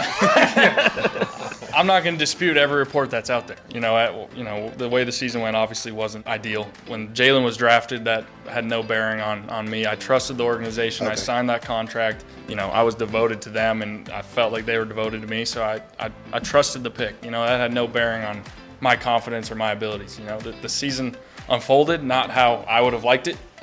Personally, I could have played better. We lost a lot of games at the end and just didn't fall into place the way we wanted. But there's a lot to learn from it, you know, as a man, as a player, and all those things. And, you know, I have still a lot of respect for Coach Peterson, and I think without a doubt those reports are very exaggerated. Like I said, I don't hear a lot of them. They come to my attention from my agents or different things. Yeah. But I have a lot of respect for him, and it was unfortunate for everybody and how the whole thing kind of just went down. There was a couple still shots that made its way around where you and Doug Peterson appeared to be giving each other a nasty look. I saw those. It's not true. Not true at all. Oh, you were not saying, I wish you died. With your I don't even think I was looking at him in those shots. So I did see that. I'm like, of course, they're going to play this one up. They're gonna make a story out of anything. That's how it is. So, but yeah, that's not true at all. Okay, so I'm happy to hear you weren't giving Doug Peterson death looks. Like you never thought like, oh, football isn't for me. Like there was never a thought where I don't like football anymore. I don't want to be in this bullshit league anymore with this business. There was never a thought like that. No, I mean, don't get me wrong. The way the season went, I mean, it was frustrating. And People so have that's why I stepped away, and it almost rejuvenated me. You know, it's almost like last year pissed me off so much. I want to come back in a different way and do everything I can. I am thrilled to be here and to have this new start, new opportunity. And the community seems amazing. The fan base seems amazing. Like we said, it seems like the perfect fit.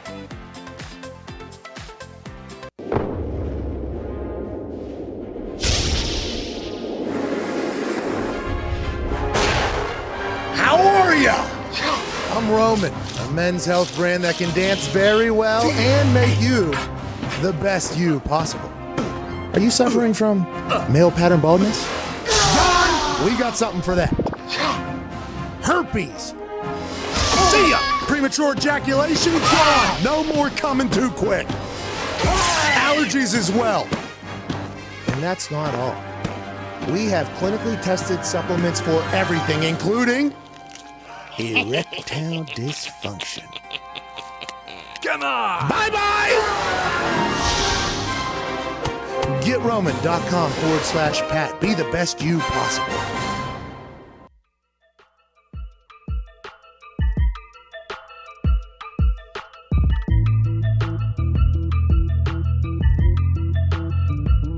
I didn't think I could continue to be an FCC-regulated person without really hitting my max potential. And that's why he's with us. I love it. The Pat McAfee Show on Mad Dog Sports Radio, Channel 82. Here we are. This is the Pat McAfee Show on Channel 82, Mad Dog Sports Radio, XM, and on YouTube, whatever it is. Pat McAfee Show, YouTube, /whatever. Come on, dude. Pat McAfee Show. Seriously. Says That seems like it's too much. What are you talking about? It's the Go on YouTube and type in Pat McAfee, and you'll find the show, right? Yeah, it's a good idea, but if you give them the URL, it's much easier, AJ. Can you... Okay, Connor, here we go. Respect. Do it. Okay, www. No. You give the www. No, because you can just type in youtube.com/the Pat McAfee Show. What's your deal today, There we go. I got you. There we go. I got you to say it. So thank you. You are educating the audience. We're going to get out to some phone lines. I want to alert the guys. I believe Nick is going to help dial some callers up for me. I don't have a list or I don't have anything on it, but I want you guys to see if you can dial up our first caller. Is Nick back there? Yeah, AJ, this is Quentin. He wants to talk about Zach Wilson. Quentin, what's on your mind, pal? This is the 5 Hour Energy phone line over here. Exciting not new, summer flavors like they always have. What's up, Quentin? Promo code McAfee for 10% off. Through September 30th. All right. And definitely watch on YouTube because that is what the main thing we care about. Yes. Hell yeah. All right. First thing I want to say is Aaron Rodgers is fucking awesome. I love he is on the show, dude. And that even made me even more excited to talk about Zach Wilson because, like, you look at Aaron Rodgers play, you look at Zach Wilson play, and it's like, hey, you can tell that this guy likes to watch Aaron Rodgers. And I'm just so unbelievably excited as a Jets fan, and it feels good because I haven't felt this in a long time. Hell yeah. Hey, I appreciate the call, Quentin. I think a lot of people feel that way that are Jets fans or just football fans in general. I think watching Zach Wilson for whatever reason, I think he's easy to root for because I like how he carries himself. I like his moxie. I like everything about him. I know Ty loves his mom on Instagram, but everything that he does on the field seems to be lighting up by people. Are expectations too high already on Zach Wilson? Well, that's what I was going to say. What do you think, what would be a success for the Jets this year record-wise?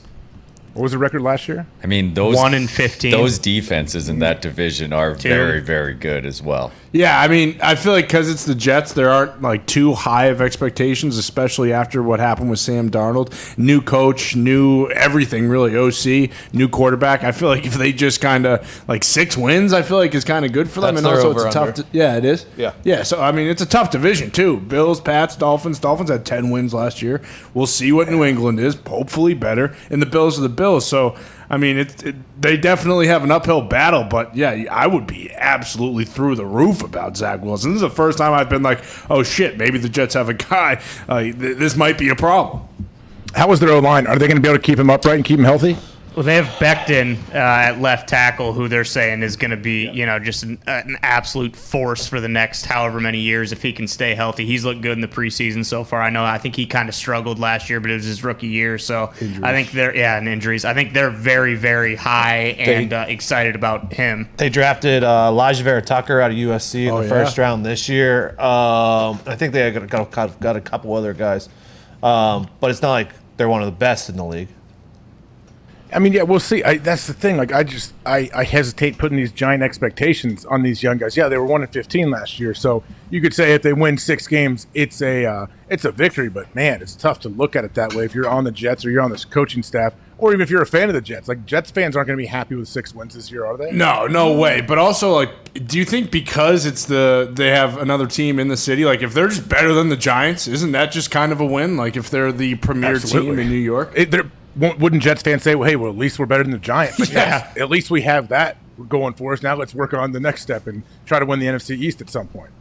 Yeah. And with how young the quarterbacks are, that's why it's so interesting, just because of how across the board, not just Zach Wilson, though, like across the board in the entire division, it'll be interesting to see how each team kind of progresses with their quarterback. Obviously, Allen's already where he is. He got damn near $150 million guaranteed. So, I mean, it's sweet. AFC East, who knows? Might be an absolute dogfight for the next 15. Well, and they do have, like, legitimate reason to be excited, like you said. I mean, who was Darnold, I think it was clear pretty early, like, okay, this might not be the guy. And, we said not really being able to watch him that much in college, whether it was just because of the weird COVID year and all that kind of stuff. Like, he's looked unbelievable. I don't know what I expected of him, but I feel like he has surpassed a lot of people's expectations with the way he's played in the preseason so far. I mean, if he can come out week 1 and through the first 3 or 4 weeks of the season and kind of stay on this pace, he will have a lot of people around New York very, very excited. Nick, let's get out to another caller if we can in the 5-hour energy hotline.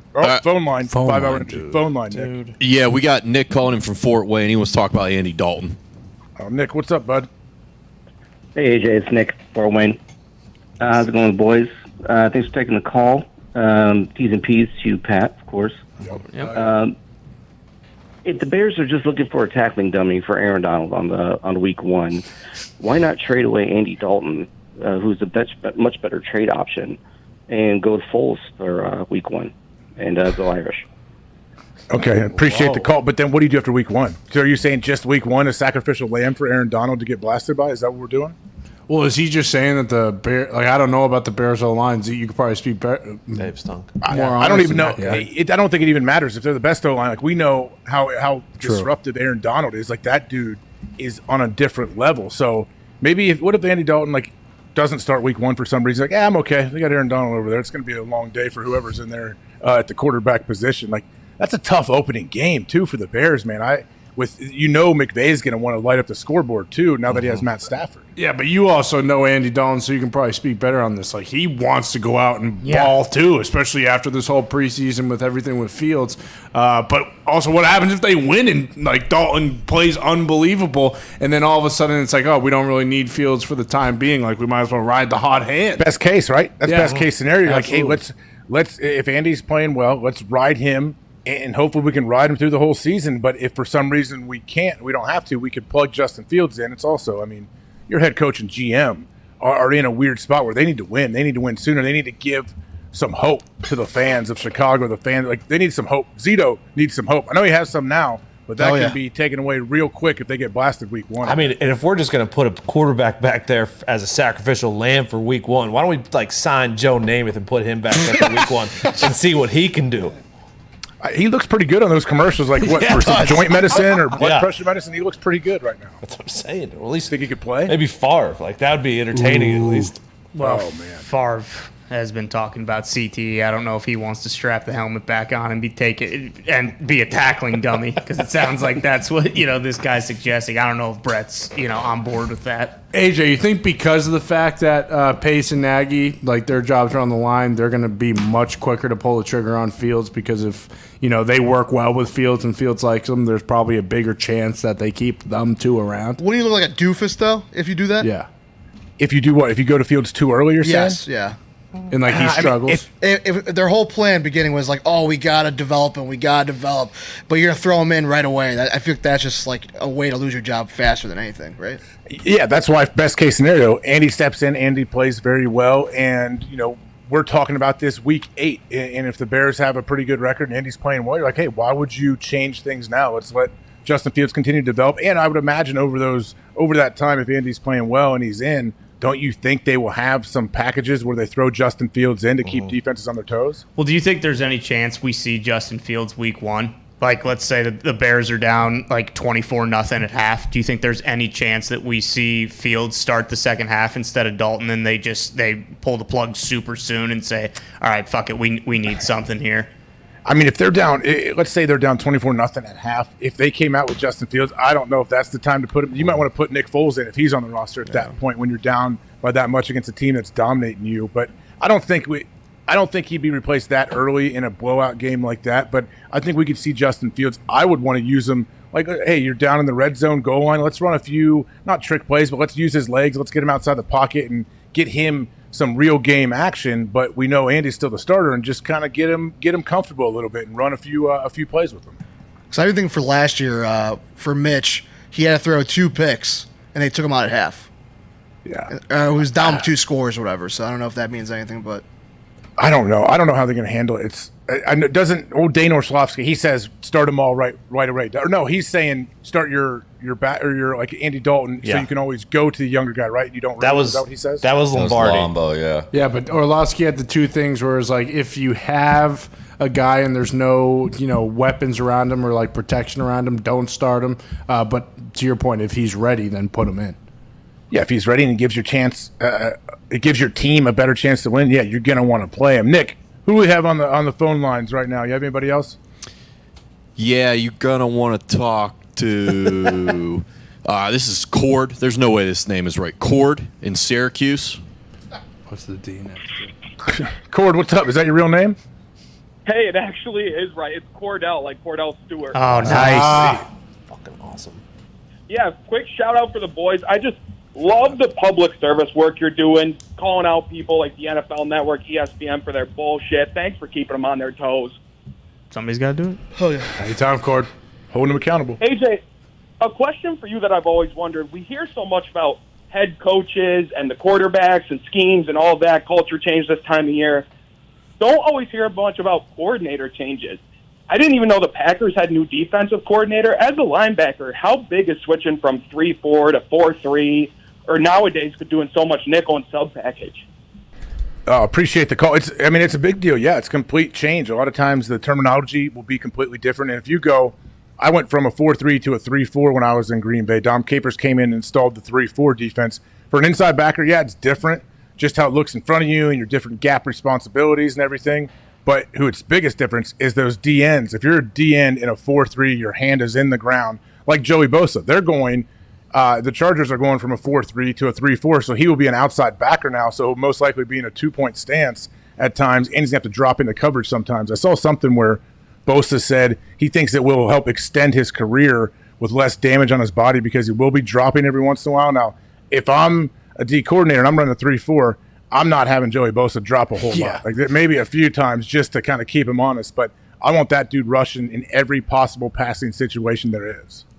Did you ever, because I know, kind of towards the end of Clay's career in Green Bay, they moved him to, inside backer. Yeah. Did you ever, get in anyone's ear, hey, I ran a 4-4, maybe let's get me on the edge here so I can pick up a couple sacks? No, so edge rusher is a different game. You need some long arms. That was not my specialty. Clay definitely could go outside and inside and still play very, very well.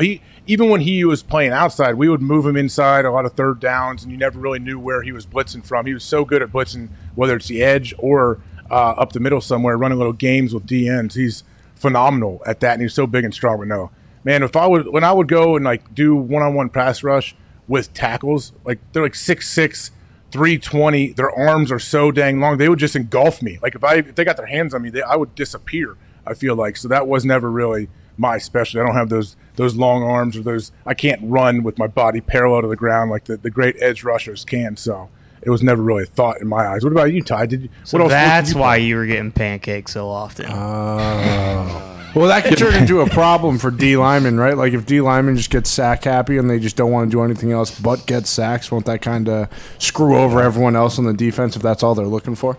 Yeah, a lot of times in a 3-4 too. If you're supposed to be a 2-gap guy, take up more space, basically, if you want to dumb it down, and being a 2-gap guy, taking up blockers so the guys behind you can run over the top and make more plays. But yeah, sometimes D linemen, I think you'll see it where, especially an interior D lineman, if they get a couple sacks in a game or they have a run where they're getting some sacks, all of a sudden it's first and 10, and they're throwing swim moves at the center, and the center and guard at the second level before you even blink. That's not going to help you out.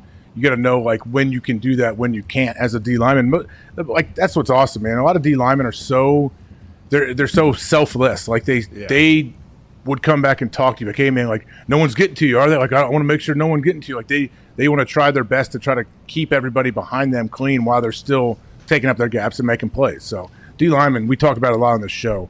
One of the most fun rooms you could walk into, the loudest room most likely, and they like to have a good time. They like to work hard, but it's one of the more lively rooms you'll see in an NFL facility, I think, is always the D-line group. I don't know why that is. Something about being big dudes with personalities, I think, but it's definitely fun if you look at that, I guess. But I don't know. Like, Ty, I asked you earlier. You said you said I was getting pancaked if I'm playing outside backer. What sports did you play? Baseball, football, basketball, you name it. What was your best sport? Baseball, for sure. Okay, what'd you play? Outfield and pitcher. Oh, how fast can you throw? Faster than you. Yeah, faster than you. You probably could throw faster than me. Actually, I bet you I don't could. know. I mean, yeah, I could, around 80 in there in high school. Really? Did you get any offers? I mean, no, I walked on. I wasn't good enough. Like I said, I peaked. I mean, I never got much bigger after my senior year of high school. Well, I think you're peaking right now, Ty. Nick, dial one more person up on that 5-hour energy phone line for us. All right, we got John in Rhode Island. Hell yeah. John, Rhode Island, what's up, bud? Hey, AJ, thanks for taking the call. Good afternoon. Shout out to the boys, by the way. Love the pod, and tease to Pat. So the reason I'm calling is I actually had boots on the ground today at the Pats practice, and Mac Jones, to quote my buddy, was throwing balls right into people's baskets. He had a touchdown to James White that was beautiful. I mean, I know Connor must be sitting there, soiling himself, thinking about it, how happy he is. But I am so excited about it. Hey, keep him on, Nick. I want to ask some follow-up. So you were there for the whole practice? No, my buddy was there for the whole practice. He was texting me all throughout the process. He said Mac was looking impressive, absolutely tearing up the Giants' defense, their ones. He threw 2 touchdowns. He was super accurate, had a lot of good bullet passes, and one 15-yard rainbow pass to James White in the end zone. Rainbow pass. Ooh, so appreciate the call, man. Connor, how does that make you feel? I mean, he's right. I am soiling myself. I'm very excited about Mac Jones. I mean, you got to feel bad for Cam, but like again, when you draft a quarterback in the first round, the expectation is that's going to be your guy for that is your franchise for the next 20 years. So it's great to hear that Mac has turned into this dude who's talking shit to Matthew Judon, who's like an established veteran who just got a ton of money, and he's not afraid to tell guys to kind of fuck off if they're doing something wrong. Like I remember last week with Kendrick Bourne, he ran the wrong route and Mac Jones was like very animated, like eviscerating him. And I don't think that's a very common thing with rookie quarterbacks. Maybe it is. I really have no idea. But it's great to hear, especially when the draft happened. It was like there was a lot of Justin Fields, like, the Pats are going to get Justin Fields, got to be pumped about that. And then he goes and you get Mac Jones, and you're not too sure about it. You never really can be until they actually play week 1. That's why the preseason fodder is what it is. But it's great to hear. I mean, especially now that he's going up strictly against the ones. Because during the preseason, obviously, it's like he's playing 2s with a mix of 1s, but it's never the entire, full defense first unit. So hearing that he can still do this, at this type of level where he's completing 18 straight passes against, the defense, I think that is unbelievable to hear. But hopefully it can just transition to the regular season because that's really what we're here about. We're not going to crown him because of but should he start? Should he start week 1? I mean, I'm going to leave that to Coach Belichick, mostly because, he's going to do. What do you think Bill's going to do? I think because of the fact that this offense has been built over the past 20 years kind of upon pocket passer more so than the mobile Cam Newton quarterback, like you saw last year, is a much different offense than what my entire life has been. So I think you go with Mac just because of, his pre-snap reads, all the things that you're hearing that he can do before the snap, shifting, the defense or the offensive front and that kind of scheme. So I think you go with Mac, especially when you hear that, he doesn't make the same mistake twice. If you can kind of learn, and obviously during the whole combine process, or not combine, but the pre-draft process, that he has this photographic memory and he learned a bunch of playbooks, and then they asked him about the first play from his first playbook and he knew immediately what the play was. I think you just go with Mac, and mostly because I don't think it's like a Trevor Lawrence or a Justin Fields situation maybe where there's not really an offensive line or they're kind of short on weapons. Like you have a run. Their game. line's solid, right? Oh, they have a great O-line. They revamped it big time. You lose Tooney, which stinks, but you bring in Trent Brown. You move Michael Wenu to guard full-time now. I mean, I just think that you got to go with Max strictly because what he can do throwing the ball. And, you know, you've said this before. You can't really teach accuracy, and he has the most accurate season in college football history. And, yes, he had the Heisman and Jalen Waddle and all these studs, you know, he was throwing to. But at the same time, it's the NFL. If you can throw the ball accurately and you can put it in a bucket like our guy from Rhode Island just said, then I think you just roll with him and you see what happens. But there obviously is that worry that if he goes out and he doesn't perform to the top of, you know, what you expect him to, then you worry about taking him out, ruining his confidence, and then putting Mac back in. But again, like I said, like Bill's not going to put Mac in if he's not better than Cam. I think he said that before. Like Mac has to beat Cam. He doesn't have to, you know, play the same to him and then they're just going to give it to him. Like he actually has to beat him. Obviously, him being out for 5 days helps a ton. In this Giants preseason game will hold a little more weight because it'll probably be Cam's kind of last audition. But we're not going to know until, you know, Sunday against the Dolphins at 11 o'clock. Mike Lombardi says the Patriots are not going to hear a goddamn word out of that camp until they have to, you know, kind of say it. So we'll see. But I'm hoping for Mac. Yeah, think of the situation Mac was in college. That dude ran the scout team offense for 4 years before he got an opportunity to start. And if he's running the scout team offense, guess who's on the other side coaching up the defense? Nick Saban. Nick Saban is a defensive guy. And if you mess up a card, I would imagine it is not a whole lot of fun around Nick Saban. So that's a pressure-packed situation in itself right there that Mac is coming from in college. Also, oh, by the way, he's thrown against the best defenders in the nation, too, that a lot of those guys go on to be stars in the NFL. So he's played against top-flight competition in practice for all that time. And I think it says something, too, that the dude stuck around and waited for his time, and he got his time, and he absolutely capitalized on it. Unfortunately, it was during a COVID year and everything for him. But, man, his plan, like, that dude was patient, huh? He stuck it out and made it. I bet there were so many schools that wanted him to leave and come transfer to their school, and for whatever reason, he stuck around, and, man, I think he made the most of it. Yeah, he did not have to sit behind Tua Tagovailoa. Nope. Jeez. Yeah, what is happening? We'll get into it in the next hour. What is happening with Tua and on Twitter? There's all kinds of stuff going on. There was a super angry, probably the best speaker of our time, judging from the letter that he wrote, who does not agree with how some people on TV are saying Tua's name. So, Diggs, how do you say it? How do you believe? What is the proper pronunciation? Tua Tagovailoa, just like he said it, just how Tua said it. Viola? Well, yeah, Tagovailoa. Okay, Connor, what do you think it is? It's Tua. He's like a one. He's a one name man like. But Tiger. there's a video. Yep. Schefter posted the video of Tua pronouncing his last name, though, right? Yeah. To be honest, the only part that I focused on was the first part where it says tongue. That's why I'm just dominating the tongue part, and then kind of putting gibberish after. If you want to know how to say it, just watch Rick Ross say it. He nails it, AJ. Boom. Does he really? Yeah. Tua Tagovailoa, QB, Alabama. Yeah. There it is. Shout out to all my pairs.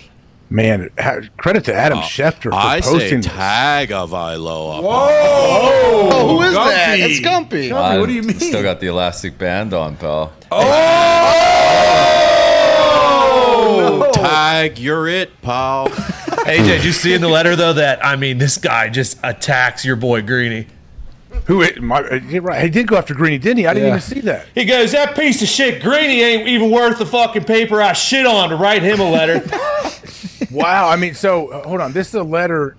What is it? This is a letter. Do we know who this guy is that wrote the letter? He's a former retired radio TV announcer, so he knows how to pronounce names. How does he pronounce it then? He says it right there. He says he pronounces it Tagovailoa. Tagovailoa. Tago. Okay, but doesn't Tua says tongue, right? Correct. But this guy writes out Tango, Tango. Is anyone saying Tango? No, that's what he's saying. Schefter and Field Yates and Greeny are saying is that they're saying Tango Vailoa. I've never heard anyone say Tango Vailoa. Me neither. Well, apparently Schefter and Field Yates have been saying it quite a bit. The line, yet you two assholes continuously pronounce it wrong. He didn't have to take a shot at Greeny on the way out in the last line, man. Why do you have to throw Greeny in there? Especially saying he's not worth the one sheet of paper to write him a letter. Oh, man. Boys, we're wrapping up this hour. On the other side, we have another appearance from the General Bob Carpenter. He will be with us. On the other side, we're going to wrap up the last hour of this show, possible a little bit of overtime. It will be fun. Everybody, tune in. Come on back. SiriusXM Channel 82. I was told by Del Curry, Scottie Pippen struggles on a golf course. Right? Right. I was told at that thing that I'm going against Scottie Pippen. The next day, match play, heads up, one-on-one Scottie Pippen. So we decide, like, okay, we could probably have a couple drinks, stay at the casino a little bit longer than we should. Representing the NFL out of the Shoeless Golf Club of America, Pat McAfee. His opponent, representing the NBA, Scottie Pippen. You know what I mean? This guy's got 6 rings. Yeah. He's a fucking Hall of Famer. But today he's going to play against me. And then I start seeing Scottie hit some shots that are just like starting to come together. And I'm like, wait a fucking minute. I think I was lied to. We were lied to yesterday. We were told Scottie Pippen was a terrible golfer. Bro, he's Scottie fucking Pippen. Going in the back 9, I think I was down 1. Like, we were battling. But I started making putts. And Scottie Pippen went ahead and got real hot. I mean, real fucking hot. I was down 3 with 7 left. And I looked right in the camera, and I go, So we're down 3 with like 7 holes left. Scottie Pippen's about to get this work. Scottie Pippen from 190 yards out just fucking dunks it. Fucking boom, bang, and then walks up to the green, gets the ball, cameras on him, and he goes, Pippen ain't easy. Kidding me? All right, down 4 with 6 left after Scottie Pippen just chips him from fucking 400 yards out. I was fucking demoralized. Pippen ain't easy. By the way, best he's ever performed at golf, because I'm around, better teammate than Jordan. Yep. People forget. Oh, yeah, I told Del, I was like, Del, what the fuck you lying to me? He was like, well, I saw it yesterday. He was not great. And Greg Anthony told me, and I was like, Del, he buried me, Del Curry. He buried me. He was like, hey, Pippen ain't easy. Yes, baby, it's time to celebrate. Talking about a shotgun of beer after he had beat me, obviously. I like teach him how to do it. Yeah, put a hole in there. It might spread a little bit, so. Yeah. So you're going to go here, and then you're going to open and flip up. Does that make sense? Congrats on winning the NBA a couple times, blah, blah, blah, blah, blah. And being an incredible golfer. Right, well, cheers. Appreciate it.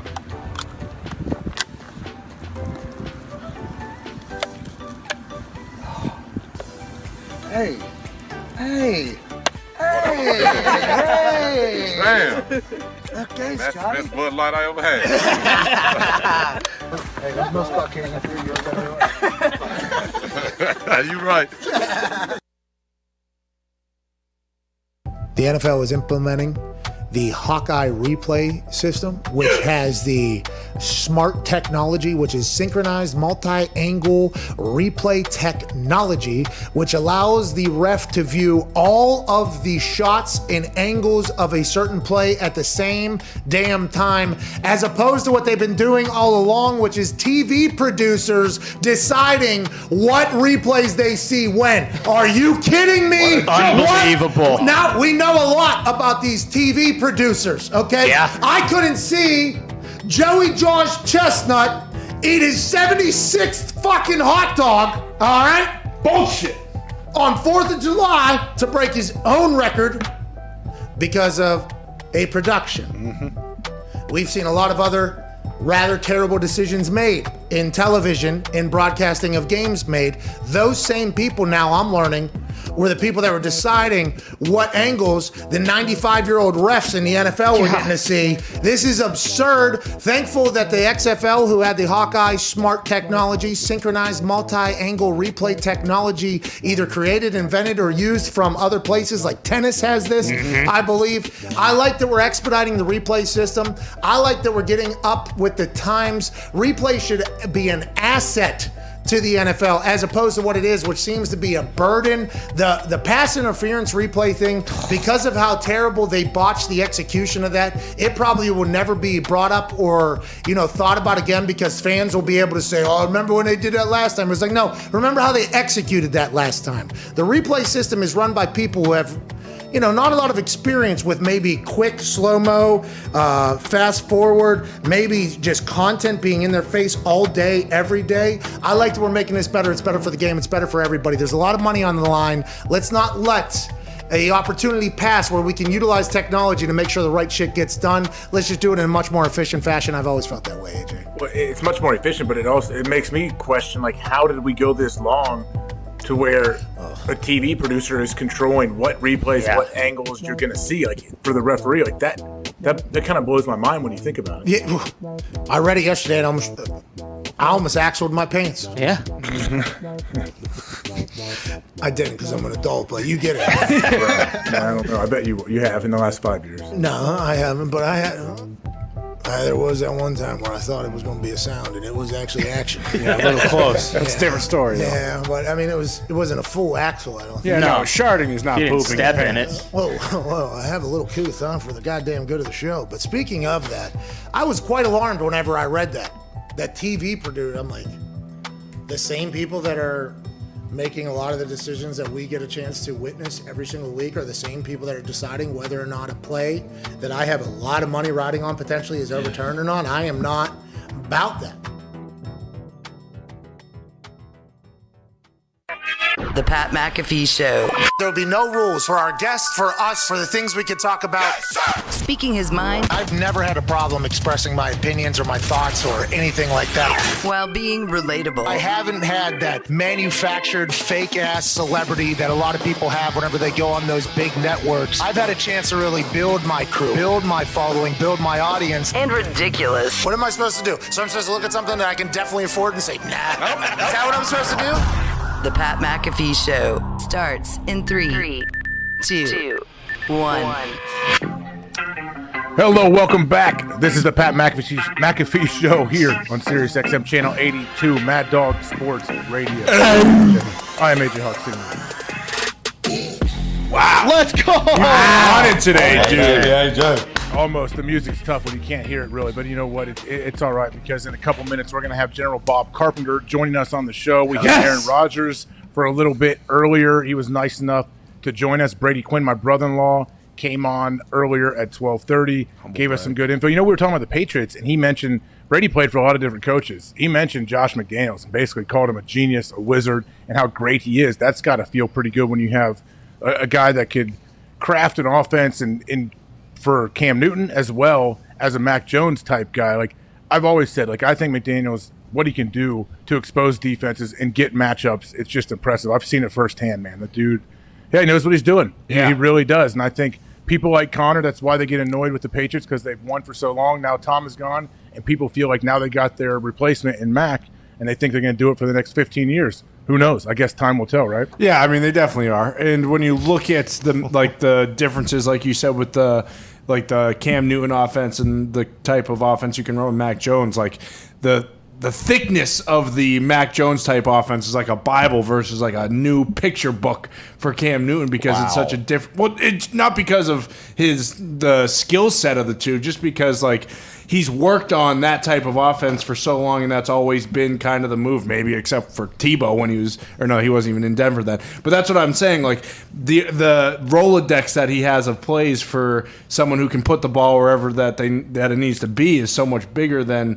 one with Cam Newton. That's why I just think you got to go with Mac, and especially when you think about he is going to be the guy at some point, whether it's this year, halfway through the year, or next year, probably not. But we'll see what happens. I'm It's just good to hear that he's playing well, man. It's That's all that really definitely matters. not related to his football acumen, but do you think that Josh McDaniels kind of has like a bad reputation around the league? Because it doesn't really make sense that he hasn't got another head coaching job. I mean, I guess he could have been the Colts head coach.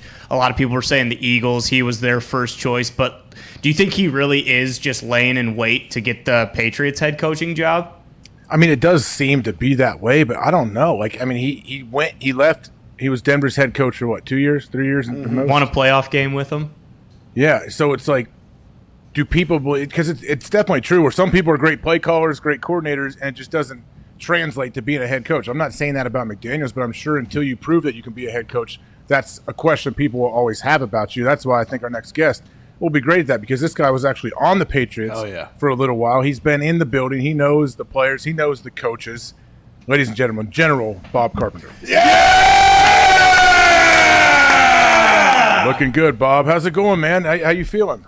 Oh, feeling good, dude. Just enjoying this little conversation. You guys were talking about, when you're describing the size of a playbook, the correct term you really want to use is girth. Thank you. Because that's really going to give you the visualization of the thickness of what you'd be talking about there. Now, it's on an iPad, so I guess it's digital girth as opposed to like a girth that you could touch and feel. But, there is that element there with Mac Jones where maybe you can run a little more passing plays. But with Cam Newton, I think it does give you, AJ, that quarterback run. And he is a girthy dude himself, a guy that's tough to bring down. Well, I mean, I don't know if you saw Mac's pro day, Bob, but he went out for a route, caught like a halfback pass for a touchdown. He spiked the ball. Did you see that? I ran a 4.63. If Mac Jones ran a 4.63, they definitely measured left 37 or 36 yards. I don't know if it's in his DNA to be able to run that fast. I mean, he's a very talented quarterback. But my man Mac looks like he's more adept at like eating Big Macs and drinking Budweisers than he is, being like an athlete. And then that's the big irony. You can be an athlete and play quarterback, but you don't have to be an athlete to play quarterback. Tom Brady, terrible athlete. You can watch him run, AJ. I mean, it's like a baby deer that had just first got out and was trying to attempt to keep up with their mom. So that's the thing. Like, Mac Jones isn't falling in that athletic quarterback bag. He's a guy that's just out there playing and happens to be good at throwing the football. Yeah, he's very accurate, which we talk about. That is very it's a characteristic you have to be an elite NFL quarterback. But you've been there. You played on the Patriots for a little while. You've been in the building, been around Bill. I know your dad played for Bill, like all kinds of stuff. What do you think they're going to do with this whole Cam Newton 5-day timeout he has? Are we going to see Mac just take the job? Would Bill do that? I don't think Bill would do that. If he likes Cam, and here's the thing that I think he really enjoys, is the fact, AJ, that he has two different quarterbacks as far as stylistically. These guys are as far apart as you're getting. And as a player, you don't have so much time during the week in practice. So it's not like you can sit there like, hey, we're going to practice for Cam Newton. Oh, and then we're going to practice for Mac Jones. Because every minute that you dedicate to one of the guys is a minute you're taking away from one of the others. So it wouldn't surprise me this year if they play Cam a lot and they sprinkle some Mac Jones in there. You got to remember, Bill Belichick does things completely unconventionally. He is one of the few coaches that's able to kind of mix and match and kind of figure this stuff out. He's always zigged when everyone zagged. When everyone was running the ball, he's going 3 wide receivers shotgun, doing college stuff. Everyone goes to the spread. What does he do? Hey, we're going to bring 2 and 3 tight ends in the game and just line it up and run it on people. So I think he may be doing this simply for a preparation thing. I do believe that he likes Cam. Listening to what Bill says, and you're not going to get a whole lot out of those press conferences, but you literally have to hang on every single word and the delivery of it. I do think that he has an appreciation for Cam and what he's able to bring to the table, and I think he wants to give him a shot. And he looked really good throwing the ball in their last game. So if he can throw it like that, I think they'll probably want him to be the starter.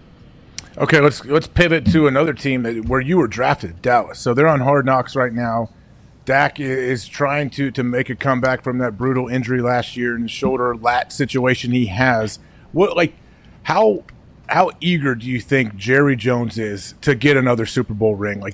And how involved was Jerry day to day when you were there? How eager is Jerry to get another Super Bowl? Is that really a question? What would he do? What do you think he would do to get another ring?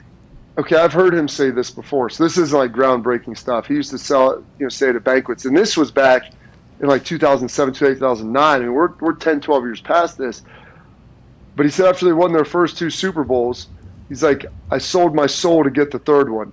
He's like, I'm trying to figure out if there's anything I have left that the devil wants that I can sell to him. He's like, or if I can sell my soul one more time. Because that's how bad this guy wants it. I mean, he wants to win more than anything. He wants to entertain and promote. And he's around practice all the time. Like, let's not get it twisted. Like, Jerry Jones is there 3 or 4 days a week, like on the practice field, walking the facility. He's probably in the building. Hey, is he jumping in though, Bob? Like, would he jump in? Like, would you ever see him jump in during a practice? Like, hey man, you guys need to run this. Don't run that. No, Jerry's out there. He looks good, dude. He's got like designer jeans on, like a little button down. He's probably looking entertaining, good. right? Does he bring people around? I'm guessing. Yeah, Coach. I mean, it's all part of the show. I mean, they don't have boosters, but they have sponsors. They're bringing all those guys through, shaking hands after practice. And so I never really viewed it as a distraction. He was never involved, but he would like to talk to the team. And I didn't really get a full appreciation of that my rookie year because Parcells wasn't having any of that. But after Bill left and Wade was there, like you would see him kind of like creep in the post-game meeting sometimes, like post-game locker room. Wade would talk, and then Jerry would be like, I got you, Wade. And then he'd slide in, and you have a couple of things that he'd want to say. And not that it was anything contradictory or bad, but I'm like, I wonder how many owners like talk to their players, post-game. Probably not many, but like he was a former player, so I kind of get it. Well, Jerry also is the only owner to hold a media scrum in the locker room after the game, too, it seems like. Does he do that every game where he stands in the locker room basically where the players are and speaks? Hey, he has his own radio show during the week. Like he does a weekly radio hit like a player. He does the post-game press. Like he's the only owner, because you couldn't do this today, where you can come in and you're like owner-operator, like not just president, but he's general manager. Could you imagine if when Shad Khan bought the Jags, like, hey, you know what? I'm just going to run this thing too. Like, well, you've never been a GM. Yeah, don't worry about it. I own the team, so I can do whatever I want. I can make myself head coach and starting quarterback if I want to. Like, that's such a foreign thought now. We have all these, billionaires buying the teams that they would ever think about instituting themselves as a GM. And Jerry did that. He surrounded himself with good people. But yeah, he has all those pressers and everything. He understands how to market his team better than anyone. And when you think of the Dallas Cowboys, you're thinking Michael Irvin, and you're thinking Troy Aikman, Emmitt Smith. You can go way back, Randy White, Staubach. Like in that selection set in your mind, Jerry Jones pops in there too when you identify with the Dallas Cowboys. Hey, I got one more before Connor has a good one for you. It got me thinking. I believe this was last year or whenever this happened. Your old teammate, Mark Colombo, did he get in a full-blown fist fight with his head coach in New York with the Giants? And then he ended up they moved on from him and replaced him. And there was the talk of an altercation between Colombo and Joe Judge. Do you know anything about this? I don't know if that happened with Joe Judge. I know Joe. He was in New England. He was our special teams coach, assistant special teams coach. He's a principled guy. Joe's a great guy. He's very level-headed, very smart football coach, understands the game really well. It's not like super animated or anything. You would honestly like him as a position coach. He talks to you a lot, but I think that he probably said this is the way it's going to be. And I think you had Jason Garrett there as the OC, and there's probably just a rub. And Mark is a Boston dude. All right. Mark probably his dream would have been to be an extra in Good Will Hunting and be in that scene where they're beating up the dudes on the basketball court. And Mark would have just actually wanted to give him the hammer fist for real right there on the ground. Like, that's just what he is. And he loves it and he embraces it. So if you challenge him, it's not just a challenge in profession. Like, it's a challenge personally. I've watched it. That's what made him a great player, but I can't substantiate whether that happens. But if you asked me to say, does Mark Colombo have it in him to fight his boss? 100% I believe that he does. Hey, speaking of Boston, Connor, what do you have? Yeah, General, back to Mac Jones. With, the play is one thing and all that, and I think you're very right and square about Cam Newton. Belichick has been talking about him in glowing fashion. But when you hear stuff like, as a rookie quarterback, him talking shit to, like, Matthew Judon and starters on the defense, does that kind of give you a different sense of, like, oh, he actually has a pretty good grip on what this team is and his confidence is at a different level? Like, were you with any teams where, whether it was a rookie on the defense or offense, they were very openly talking shit to starters and established guys? Very rarely do quarterbacks get in a situation where they're doing that. You can have rookie players, positional players do it because they're going to be out there actually hitting guys. Like when you wear a black jersey, that's like being the kid on the playground that's bubble boy. Like everybody knows if you hit him, he's running and telling mom. Like you're not allowed to touch the quarterbacks. So you're talking all this trash, and dude, there's nothing that we can really do to you. And so I think that he must be very confident in his abilities. He must be playing pretty well. In New England, man, and they are competitive practices. Bill loves to ratchet that stuff up and go back and forth. I mean, you have Gerard Mayo and Tom talking trash back to each other, like during plays, making checks.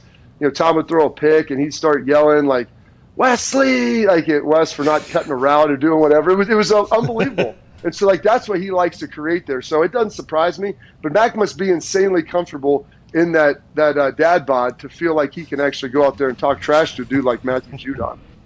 Tosh Schmidt, what do you have? General, with how close you are to Ohio State still, like, you've been there at the pro day, you're kind of our boots on the ground guy up there. Have you considered getting into coaching, like whether it be at the college level or like, I don't know if you had any aspirations to go coach in the NFL. Is that ever something that you've considered or you've been interested in? Then you guys would be making fun of me like you make fun of Dan Campbell, man. Like that's probably the type of coach I would end up being, like a Mike Vrabel, Dan Campbell. Come on. Like, I mean, I don't smoke, but I'd probably take up smoking. I drink way too much coffee.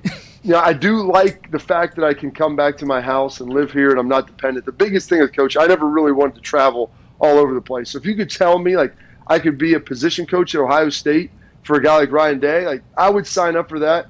But coaching in the NFL, these guys get a 3-year, 4-year life expectancy there. I mean, then they're out. And, Bill Belichick, he's an anomaly. Like, that stuff never happens. I got one more before I know Diggs has something for you. But so both of Belichick's sons are on the staff in New England right now, right? Yep, Brian and Steve. Yeah. Steve, we like to call him Stevie. Stevie, by the way. Hell yeah. Okay, Steve. So there's always like this mystery about who's calling the defense on game day and all this stuff, and they both stay way under the radar. But do you think they're eventually going to take the helm for Dad? One of them will? I don't know about taking a head coaching job. I think, what about 6 years from now? I mean, is this going to be like a Game of Thrones? They're going to battle it out with Josh McDaniels, and shank him like Caesar style, like just stab him in the back. And right there, I don't think one of them will take the head job. I think Bill wanted to get him into coaching, and they've done that. I'm not certain on this, but I think Gerard Mayo is calling the defenses, and I know Stevie might help and play into that. But I couldn't see. First of all, I don't know if you can have a mullet and be a head coach in the NFL. Whoa! Listen, I'm all about equal opportunity for everybody. But if there's like a subsection of society that gets discriminated against a lot now, it's people with mullets. And so I don't think they're going to allow somebody to walk up to a presser who's got a mullet as sweet as Stevie B's. Diggs, what's up, man? What do you have? General, Teddy Bridgewater was just named the starter for the Denver Broncos over Drew Lock. You guys being defensive guys, like, is Teddy the quarterback there that scares you the most because, like, he's going to make the right decisions and probably do the right thing with the ball? Or is it Drew, who may make a mistake every once in a while, but he's got an arm where he can make every throw on the field? Oh, yeah. I mean, so it's two sides of the coin right there. Like, I'd say Teddy Bridgewater, I joke around. Like, to me, he's like the black Andy Dalton. They're very similar. They don't have the highest ceiling in the world, but they have a pretty high floor. So you can win with those guys. If you look at that Bronco offense, they have tons of talent. And so what it tells me is that Drew Lock has made a ton of mistakes because they drafted him there in the second round. They wanted him to be the guy. He can put the ball in just about anywhere. But I've also watched him make some throws. You're like, my goodness. And so you start thinking, and like, well, what do we need to win? And do we need a guy who's going to go out there and try to be so reckless with the football that it's going to eventually cost us games? I think that's probably ultimately what happened in Denver is you coaches get sick of like, gosh, man, like that throw was great, but the next two throws, like you didn't have to do that. Just throw the check down and we'll get off the field instead of trying to gun it in one more time. Hey, what about you've seen Justin Fields more than any of us for sure. I know when you've been in the facility, pre-COVID, I think you're back in locker there now. Room, shower, weight room, everywhere. There you go. Whoa. So you know, like how this guy is. What are the Bears getting whenever he does get thrust into the lineup? Like what are they getting with Justin Fields, and is he going to be their franchise guy for 15 years? I would hope so. I mean, you look at him, we can watch him run the ball. You know, he's obviously an athlete, and it's what's amazing is like the narrative that was painted around him during the combine, where I mean, they basically made him out to be like a dude that could barely read and write, who was like a last in, first out guy, which is anything but. Like, you'd love him, AJ. Like, you see the dude in person, like girthy dude, thick legs, strong. First day I saw him, he's in there rolling 315 under the squat rack, pounding out for 10. I'm like, this guy, like, you got a chance. Like, this dude's, he's a dude. All right, like, he's more than just a guy that wants to sit back there and throw 7-on-7. And he works hard. He's smart. You can see him get through his progressions. They're talent deficient right now in Chicago from an offensive standpoint. Like, they need to beef up their offensive line. Tariq Cohen, like, they need him back in the worst way. I like Andy Dalton. You know, he's a safe choice. But ultimately, man, I think Justin is going to be the first, successfully drafted Bears quarterback in 40 or 50 years. Like, he has everything that it takes. The only thing that could derail him, I think, is if he has like 8 coaches in 9 years, which is what could ultimately happen. Hey, last thing from me, Bob. What about the Browns? We don't talk about them a whole lot on here, I guess. Obviously, on paper, these guys are loaded, and Baker Mayfield, a lot of it is on his shoulders. What do you think? What do you think their future holds? And are people's expectations too high for the Browns? Hey, before you got any cereal boxes back there, by the way? I got freak out. That's my safe word, right? It is. Well, it is that. I mean, I was hoping you were doing this live from the bedroom so you can see that little tripod on the corner there. Checking that thing out, the El Hawk collection. But back to the Browns, what they're able to bring today, they're loaded, man. I mean, they've got everything you want. It's kind of like your toy box in the bedroom. It's got everything you want, all of the accessories, all of the bells and whistles. I mean, they've got the weapons down the field. They've got the bulky offensive line. They can pound it up in there when you really need it to. I mean, they're going to check every single box. It's a matter of like their young secondary. How are they going to play? If they play well on the back end, on the defensive side of the football, I'm not going to sit here and put my life savings on them beating the Chiefs in the playoffs, but I'd say they're as well equipped as anybody in the NFL to challenge them. They are. Hey, Bob, I appreciate you coming back on, man. It was great seeing you this morning at school drop-off, first day of kindergarten for our youngest. You were out there, I mentioned to the boys, in your full Ohio State coaching garb. So, I thought you may have joined the staff when I saw you out there. Well, AJ, it always reminded me, because we've known each other now for, almost 20 years, like, kind of like, Matt Damon and Ben Affleck and Good Will Hunting, you're taking your kids to games together, going to the barbecues, and then driving around and beating dudes up in parking lots and on pickup basketball courts. Like, that's kind of what I envisioned the rest of our day being. And then you drop this crap on me that, Pat's out, with the COVID or some other venereal disease, and now I'm going to be in here filling in with him. Ladies and gentlemen, General Bob Carpenter. Thank you, What's up, guys? How do you feel? How do you feel about Bob? I mean, he said a lot of interesting things, and definitely enough to think about for the next 8 weeks, I would say. So, pretty good. A lot to chew on there. That's the general, though. Yeah, that's the general. Were you guys doing that in college, AJ? Just like getting in like Bob's truck and driving around the quad and just like beating the shit out of like science majors? Yeah. No, it was not. Sounds we like were not reliving Good Will Hunting during our college years together. We hung out a lot, and Bob was over at my college house with Mangold a lot. So, Bob is Bob. He always has been. That's the thing. He's not changing no matter what happens. Wait, you didn't live with Bubby during college? I thought you guys were roommates with Mangold. With Nick? Yeah, I lived with Nick. Bobby did not live with us. Bobby, he moved around to a couple different spots. Oh, he couldn't. So Bubby was just sleeping on couches his entire time in college? Who's Bub? Is he Bubby now? Yeah, Bubby Carpenter. Bubby, that's what my wife calls Brady, actually, Bubby, her brother. I don't. So, yeah, you could. I think Bob might be okay with that if you want to call him Bubby. Well, General Bubby plays either way, so we can keep the General.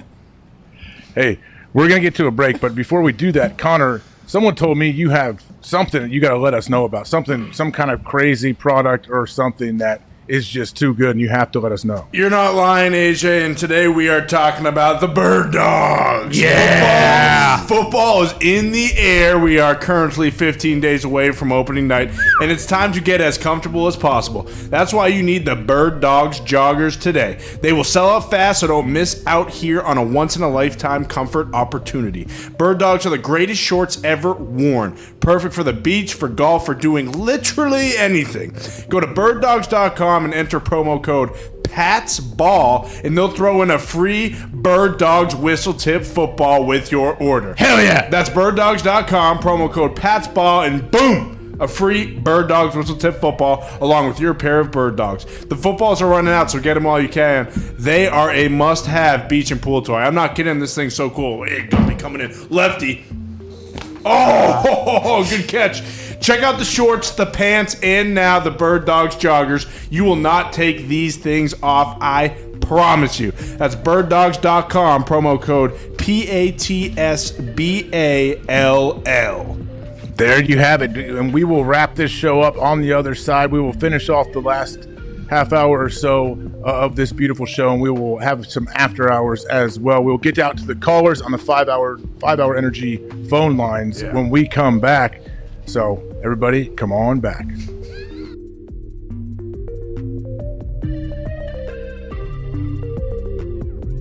Why is football the greatest sport on earth? And do you think football is the greatest sport on earth? And why do you like football? That's a really deep question there, Pat. I know. I think I'd get a good answer out of you, though. Like, I think you'd be able to talk about it in a way that I think a lot of people haven't, because you've been at the pinnacle of it for so damn long, and inside of it, and your brain is a pretty fantastic one. We've learned here over the last few weeks, obviously. Last few weeks, that's it. That's all the time we've learned that. I think it's the greatest sport in the world for one main reason. It is a true team sport where it is damn near impossible for one person to dominate an entire game. If you look at other team sports, basketball with 5 guys on the court, I think you've seen multiple players over the years. Maybe one player, or maybe 1 or 2 players on a squad be able to dominate and win championships. Baseball, you can have a dominant pitcher and win championships. Soccer, you can have a dominant forward and or goalie.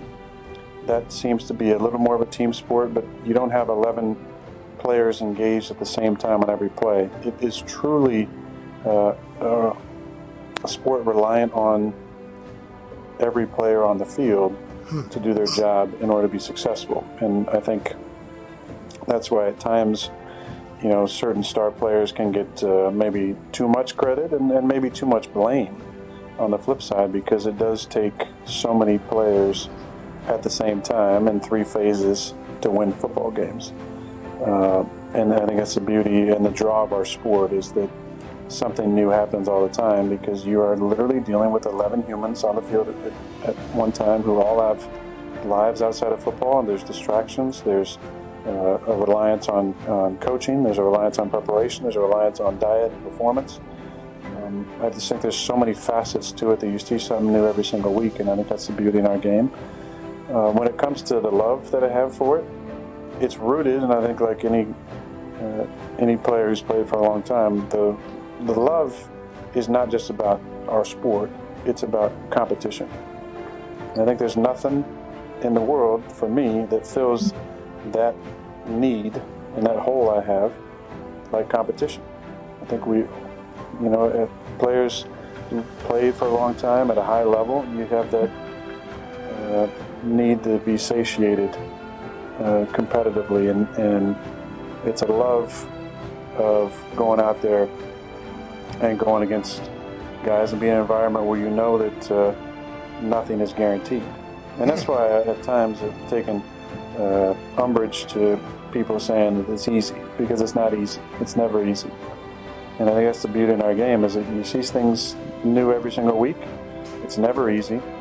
And your only thing you're guaranteed is the ability to compete. I love that aspect of it. I love competing. I love going out there and harnessing the fear of failure, where I think so many people who maybe don't love football as much, the root of that is a deep fear of failure, that you might go out there and your best might not be good enough, and that's not okay with you. Hey, as we get back into society, let's remember, people will punch you in the fucking mouth. Yeah.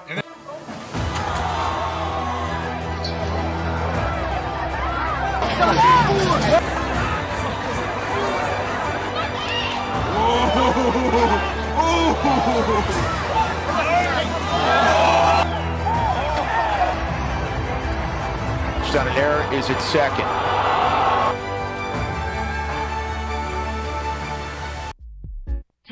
in your face, mother. The Pat McAfee Show on Mad Dog Sports Radio. Welcome back to the Pat McAfee Show, and I just got to let you guys know that now that the world's opening up, is it? So many new thrills are on the horizon, and whether you've been in a relationship for years, are just getting started, or are excited to get back out there and meet new people, when the moment comes, you want to be ready. Hell yeah! Roman, ready. Whew. With Roman, you can get a free online evaluation and ongoing care for erectile dysfunction, all from the comfort and privacy of your home. Roman Ready equals confidence. The confidence that you know you can rise to the occasion in the moment. We're looking at the Summer of Love 2021 version, and Roman wants to make sure you can participate in your way, whether that be as a single person or a couple who would rather stay in with each other. Ooh. A U.S. licensed healthcare professional will work with you to find the best treatment plan. If medication is appropriate, it ships to you free with 2-day shipping. Free? Free. Holy shit. The whole process is straightforward, convenient, and discreet. So go to getroman.com/McAfee today, and if you're prescribed, you get 50% off your first month of ED treatment. Whew. Yes. Make sure you're ready to have confidence and control this summer. Roman Ready. Yeah. Hell yeah. Good job, Ty. Very confident read right there. That's why you got in. Is it Harvard that you got into? Thank you, AJ. Thank you very much. You got in and what? You said, no, I'm too good. I don't want to come here? No, I did not say that. I don't think I would have fit in, and, I didn't go to class a whole lot. My first semester was on academic probation, so probably wouldn't have been there for too long. Well, I think you would have been great. I think. Who went to Harvard? Was it Conan O'Brien? Is he a Harvard guy? Is he? I don't know. I have no idea. Zuckerberg. I think he is a Harvard. Connor, I thought weren't you a Harvard guy too for a little bit? I thought about it for a while. I honestly got into all the Ivy League schools, but I just said, yeah, fuck it. Don't want to do it. Conan did go to Harvard. Yeah, see, I knew that, Diggs. You ever see Good Will Hunting, AJ? Never questioned it, dude. Yes, I've seen Good Will Hunting. Why? Bobby must have watched it lately. Referenced it about 16 times. Yeah, he definitely saw it for the first time last night, I think. But, hey, it's a great film, so I'm glad he finally saw it.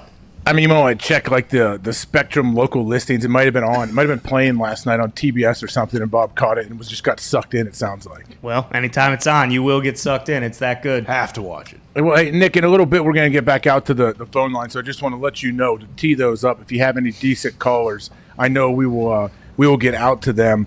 But have we heard anything else though about this? I know we hit the Patriots and Mac Jones hard, whatever. But I think it is kind of news that Mac just absolutely torched the New York Giants first team defense at practice. Now, we don't know the context exactly of what it was, but still, it's got to be a good sign for the Patriots and Mac Jones. Have we heard any more news coming out of that practice? There's a couple other things. He had like a 2-minute drill, like 50-yard touchdown to Jacoby Myers in double coverage. But, I mean, that's the thing. Like last year, it felt like all the big storyline with the quarterbacks was all these new quarterbacks in new places, Brady, Rivers, all that. And this year, it's just the competitions. And with Trevor Lawrence being named and now Teddy, and you got to assume the New Orleans will be settled soon.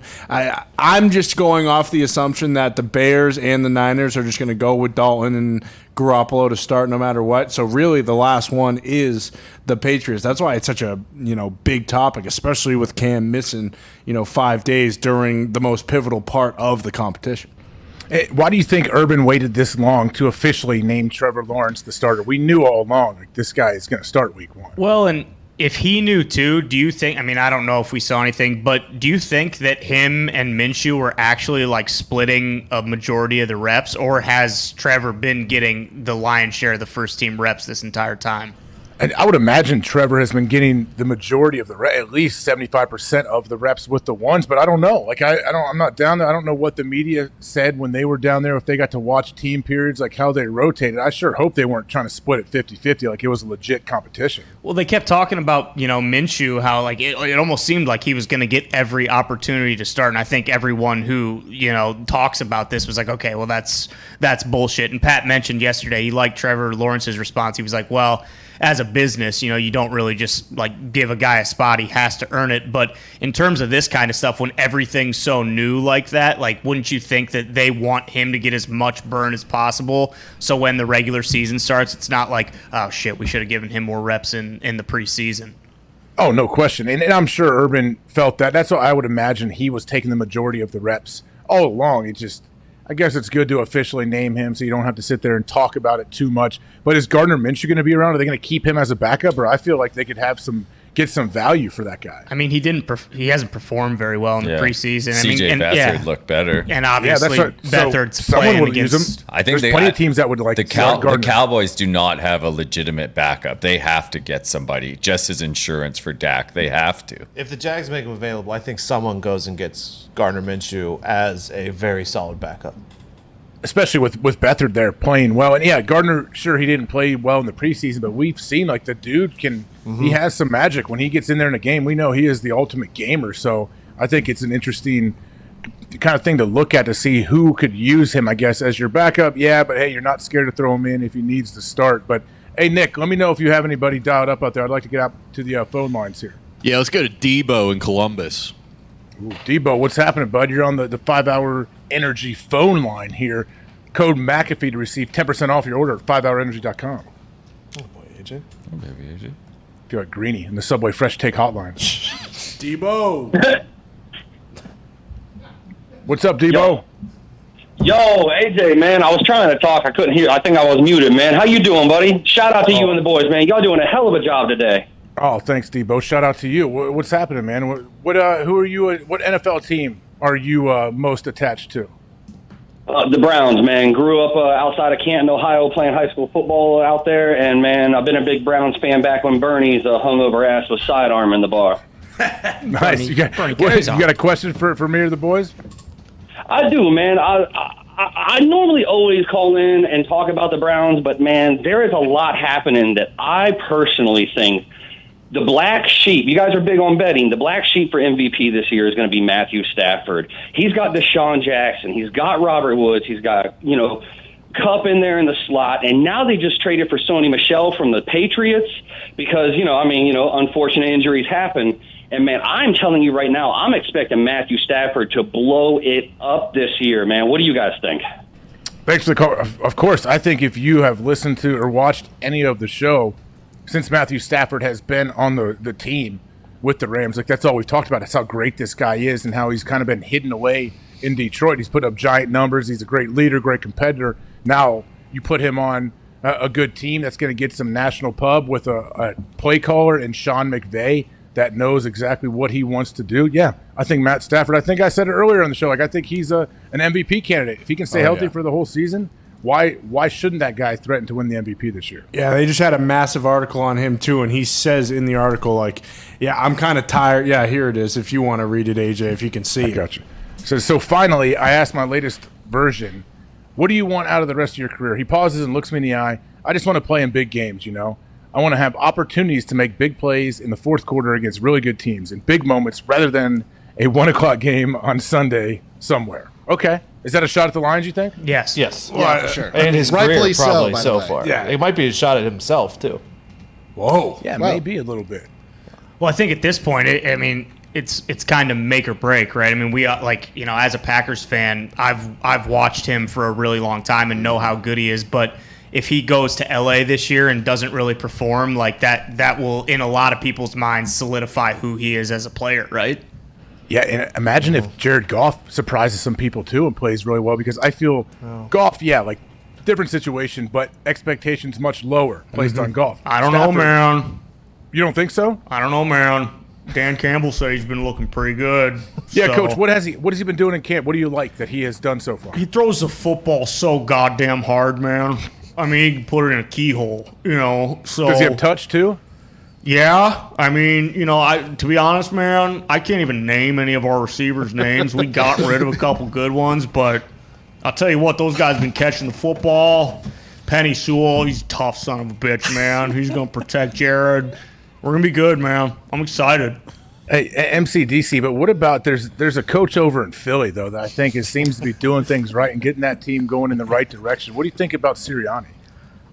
I like his tactics. I'd love to rip a couple heaters with him, maybe, drink out of a bottle of Jack with him, man. I mean, once again, he was talking about Kobe. I'm a Joey Chestnut guy, man. I'm an American guy, 10-time champ, 13-time champ, whatever it is. So that kind of rubbed me the wrong way, but I like Sirianni, man. I think he's doing a good job, man.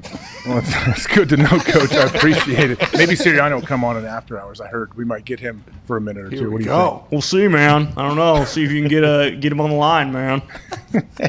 Nick, dial up somebody else. Let's see who else we have out there on the 5-hour energy phone lines. Let's go to Chad in California. Chad in California. What part of California, Chad, and what's happening? Southern California, Inland Empire, AJ and the boys, what's up? Shout out to you guys, Season D's to Pat. Yes, shout out, man. What's on your mind? Oh, man, it's no secret the Broncos were probably fucked either way at quarterback, but I just think Fangio played a little too close to the vest. He's a little playing too safe, conservative. I mean, what you're going to get with Teddy, we're going to play a good defense, probably play the field position, but when you draft all these receivers in the first round, you have Fan at tight end, I just think you got to go with the gunslinger and open it up and take some chances. But it seems like Fangio kind of just wants to play it safe, get those 7-8 wins, and keep his job. Yeah, I don't know. I mean, I appreciate the call. I don't know if Fangio feels that confident, that comfortable that he can get 7 or 8 wins and still hold on to that job. I mean, I have no idea what his status is like, what they're looking at, what they're thinking in the front office there. But I would imagine Fangio knows, like, hey, this is a big year for me, man. Like, I say it all the time, like, I got to give these people hope. We have to show that we have potential to really put things together. And I don't know how many wins that may look like this year. I don't know if Teddy's the guy or not. Obviously, they've seen him way more than we have, so they can make an educated guess, I guess, on who will give him the best chance to win. But they're hoping that Teddy can dial up what he did when he replaced Drew Brees, right? What was it, 5 or 6 games when he was just lights out? Yeah, but he wasn't even that bad last year. Like, I don't understand why we're acting like Teddy B's some schlub. Like, he didn't have McCaffrey last year either. Like, people like to sleep on Teddy Bridgewater. He is a good quarterback, man. I mean, he won't lose you games. He doesn't make mistakes. Carolina lost a lot of games very late. They were leading in a lot of games. So I think Teddy's a good call here, man. He is. Wasn't it Teddy that came out and said how they never worked on 2-minute or a bunch of different situations in Carolina? Yep. Yeah, he said that, like, during walkthroughs on Saturday, they would do it real quick on, like, air, but that was it. Huh. Well, that's another guy that I feel like is flying under the radar is Sam Darnold in Carolina. What are the reports on him from camp? I know early on I talked to some people that said he looked really good. I haven't seen much, to be honest with you. He got 1 or 2 drives against the Ravens last game. They got down to the goal line. They got stuffed on the goal line. He's going to play in the 3rd preseason game, but I haven't heard or seen much, to be honest. Yeah, I'm sure McCaffrey's not playing the preseason, right? No, it's going to be Darnold and most of the starters, but Christian McCaffrey will not be one of them. They just extended Bob Anderson to like 2 years, $30 million. So you got to assume he probably has had a good camp with DJ Moore. And again, McCaffrey. I feel like that team kind of goes as McCaffrey goes. No, obviously you need Darnold to ball out, but if McCaffrey has 2,000, total yards receiving and rushing, they're probably going to be a pretty good squad. But again, they're in the Bucs division. It's kind of like a Charger situation. But how do you keep Christian McCaffrey healthy? And I see all the pictures and videos. I mean, this dude is absolutely jacked and shredded. Like, he is in optimal shape, that is for sure. But with how many touches he wants and he gets and how big of a part of the offense he is, I just don't know how you balance out, okay, we need to use this guy to win games, but we also need to find a way to make him last the whole season, hopefully for the postseason. Like, I don't know how you can balance that. They're going to have some other guys step up, I guess. Last year was his 4th season and the first time that he actually missed playing time. So I don't think he's a guy that's like injury prone. But no, he's not injury. I'm not saying he's injury prone. I know, you're saying with all the touches, that just happens. Yeah, it's just damn. Like, it's just a lot of like. It was same thing when I watched Trevor Lawrence against the Saints. I'm like, man, like, this dude is taking a lot. He's tough as nails, obviously, but he's taking a lot of shots. And like a lot of times, you coming down hard and weird on your shoulder and different things. He hit his hand on a helmet. It looked like at one point. And I just don't know how long that can continue to happen on a consistent basis. Like, hopefully, if you're on a good team and you're a quarterback, there's some games where you barely get hit, where it's like, oh, I'm getting rid of the ball quick, my O-line's playing well, and maybe I got hit once or twice, but it wasn't too bad. But if you're taking 10, 15 shots after you throw the ball every single week, man, that's going to take its toll no matter who you are. And look at Trevor Lawrence. They showed him in warm-ups.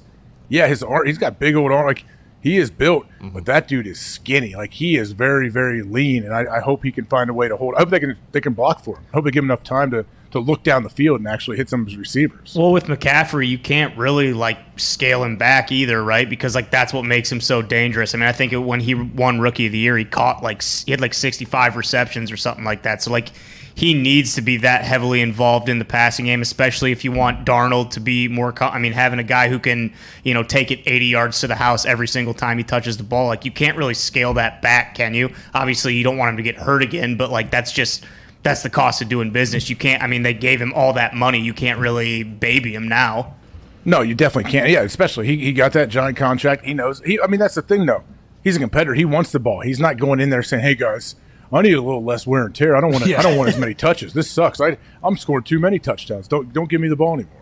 Well, and now they're in the second year with rules defense, right? Because they had kind of a different. They had like 3-3-5. 3-3-5, yeah. So maybe that'll, if their defense is good, and you don't have to put that much pressure on Darnold and McCaffrey and all of them, then maybe that'll help him. And also Joe Brady's second year as an OC for the Panthers. But for Darnold, like how hard is it to learn a whole new offense with mostly new players? You played with Bob Anderson before. Like, do you think that'll affect him at all, at least early in the season as he's trying to get comfortable in the offense? It's definitely possible because it's one thing to have the offense or the defense down and you know what you're supposed to do and you kind of know what everyone around you is doing in practice and like simulated things, even preseason games. But you get in the game, like when people get tired, especially the first couple weeks, 2 or 3 weeks, some people look around and they'll watch games. Man, these guys are out of shape. Like, no, they're not, man. Like football shape and game shape is different when you're playing and you're tackling to the ground every play when you're used to in practice running and tagging off basically and let the running back run. Like you get in the game, it takes a lot more energy to actually get the guy on the ground every single play. And early on, you'll see dudes with their hands on their hips, heads in the air. You'll see D linemen rotating out a lot, other positions rotating out. So I think just having that too, like you need to really know what's going on because when you get tired, I think anybody knows if you've been exhausted and just where you can't breathe, you feel like you need to shut it down and then, I got to remember what I'm supposed to do. And hey, these guys are trying to kill me at the same time. Like that's not an easy situation to be in. And we'll see a lot of that, I believe, early on. But what would you say is like 3-4 games before you're starting to get before you feel like, all right, I'm starting to feel like I'm in football shape? I think so. Yeah. No matter what kind of shape you're in coming into camp, throughout camp. Yeah. Those first couple regular season games, I'd say at least 2 to 3 to where you feel like in your groove and your body starts to get into you get used to getting hit. It's like when you start training camp after the first day, usually first couple of days, you're like, man, how did I do this last year? You're always like, man, my body feels awful. I'm so beat up. I feel like I can't even move. And then a week into camp, your body kind of acclimates and you're used to the pounding. You're used to all the soreness and everything that hurts and your body figures out. I think you do that when the regular season comes too. Like you're used to, look at that. Look at that. My left arm's completely black this week. All right, cool. Like that must be a bruise, I guess. Like things like that happen. You got to get your body to take some time, I think, to get used to it. It's a lot harder for practice though, right? Because on Sundays or Mondays, you have that extra adrenaline. It's like, okay, I'm about to go play in a game. But for practice, it's just like, oh, fuck. I got to go out there. I feel like shit. And I'm going to get my head smashed in for the next 3 hours. Yeah, that's the fun thing about football. I think that's different from a lot of other sports.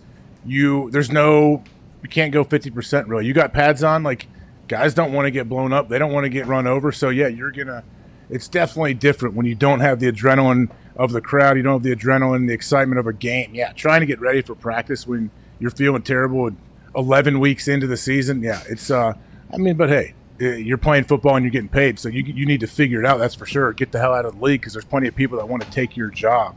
Nick, I want to get to one other call before we end this portion of the show on Sirius XM. You have anybody good back there? Yeah, we got Casey in San Diego. Casey, what's on your mind, pal? Not much, guys. I'm an old stooge here, not your demographic. But, AJ, I have 2 things. Let me get through it. You don't sound Originally, I was calling to ask if with those hands, do you smash the keyboard like Coco the gorilla doing sign language? I mean, you know what? That's a valid question, sir. I use home row. I took a typing class freshman year in high school. Very, very valuable for me. I know what my WPM is, but I think it's pretty high. I would challenge a lot of people. That's awesome. But after today, I did need to let Connor know that when he talks about the Patriots, I can smell him in the shower at his white trash Massall Yacht Club wearing yellow rain boots, smoking a heater. Calm it down, Connor. Whoa! Sorry, dude, I'm juiced. We went 7-9 last year. Give me a break, The guy brother. enjoy football, dude. Come on. Jeez. What was he saying about you, Connor? I don't know, smoking heaters with rain boots on. I mean, I've done it. I've never done it in the shower. In the shower, I mean, once or twice. If you're in an outdoor shower Something to think about. at a beach house or something, shower cigs, they are very underrated. Okay, that's what I was going to ask you. So, Connor, we know you're a big SIG guy. I don't think you are anymore, though, right? Not anymore. Yeah. Tony said, "Well," but no. Okay, so that's so shower heaters are a thing, just like shower beers are always like. Yeah. Exactly. Well, obviously, you got to be in an outdoor shower. You got to be in like a Newport or like a Cape I assume Cod. you smoke indoors everywhere. Yeah, it doesn't have to be an outdoor shower. Oh man, there's nothing better than indoor SIGs. But no, I really those have kind of died out lately, which is a bummer. You know, what are you gonna do? Bars, they had to change. You know, health codes, whatever you want to say. But yeah, I really do personally wish that I was alive during the time of airplane SIGs, because I think airplane SIGs probably changed the game for a lot of people. Well, didn't they have like the smoking section, like the last 10 rows of the plane were like the smoking section? Yeah, exactly. I would have camped out there, probably just rode flights just for fun, just to sit back there. But, you know, I gave that up a long time ago, Hawk. You did. Hey, on this one sheet you guys gave me, there was something that mentioned Joe Judge and what he has learned from Belichick and coaches' meetings of them having joint practice. Is there any quotes from Joe Judge? I'm curious as to what he has picked up from Bill. Yeah, there's a quote. It's actually from when he was with New England, like the coaches' meetings they would have. I don't know if you guys have it back there, but yeah, Sorry, it's like I don't think I have that. Yeah, it's all right. I probably just didn't send it in. That's on me. But no, he just talked about how like sometimes there'd be either like half-hour to 5-hour coaches meetings, and that was kind of the scale. And they would break down like he mentioned the Steelers, he mentioned the Niners, just like this is how they're building their team. Why are they doing this? What's the advantages of doing this, and how can you do it differently? So I think it was more so like he would go through damn near every team and just basically pro and con on why this would work, why it won't work, why they should maybe pick up something like that, why they shouldn't. And Judge was just speaking on that at the joint practice with his time with Belichick. Judge said like during the offseason, Bill would have these like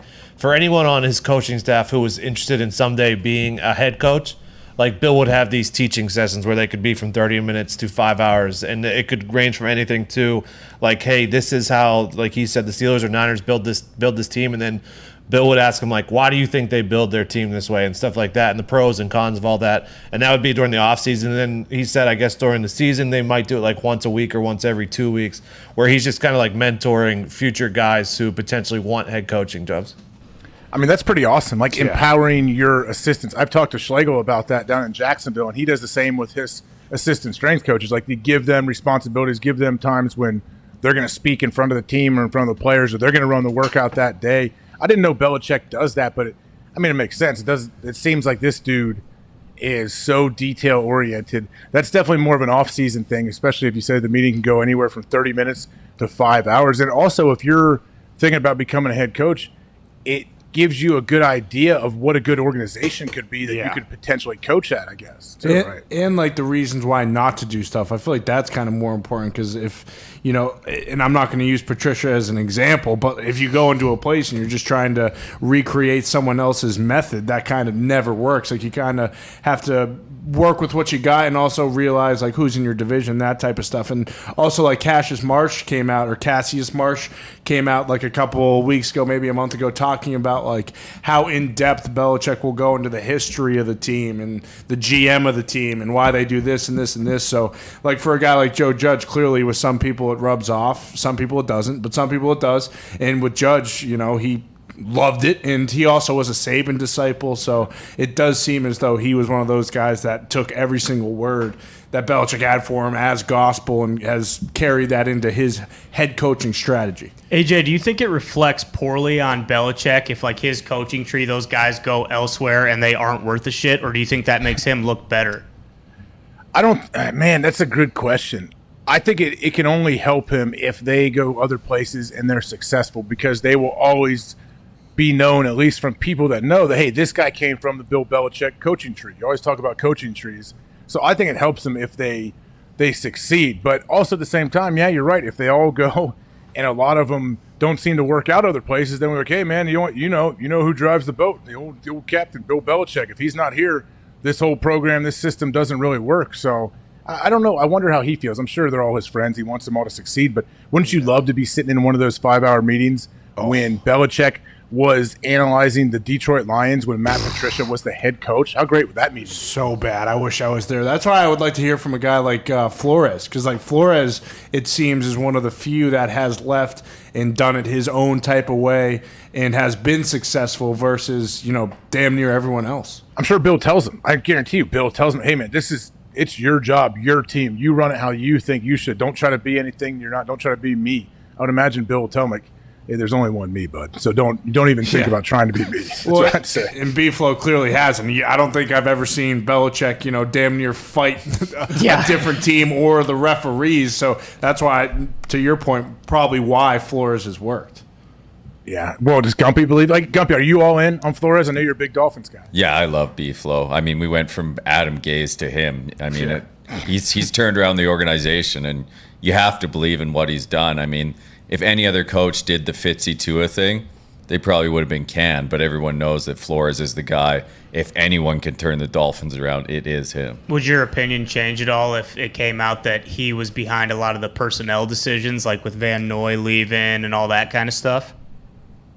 I guess if we went backwards this year, then I would. Mm-hmm. Yeah, because the Van Noy thing still doesn't make sense to me, because you knew when you got rid of him, he would go to the Pats, Yeah, of course. I mean, why wouldn't you go back to the Pats? I think Van Noy's going to have a great year for the Patriots this year, too. He's got to, probably feel like he wants to show that he still has plenty left. And we'll have him on again, I'm sure, at some point. He's awesome, man. What a great personality. Yeah. Great guy, I think, to have on that Patriots roster, too, because when he speaks to the media, he's really open, honest, funny, cool. So we look forward to having him back. But we're about to wrap this thing up here on SiriusXM, channel 82 Mad Dog Sports Radio. I was sitting in today for Pat McAfee, who is back home nursing himself back to health. Hopefully he is doing all right.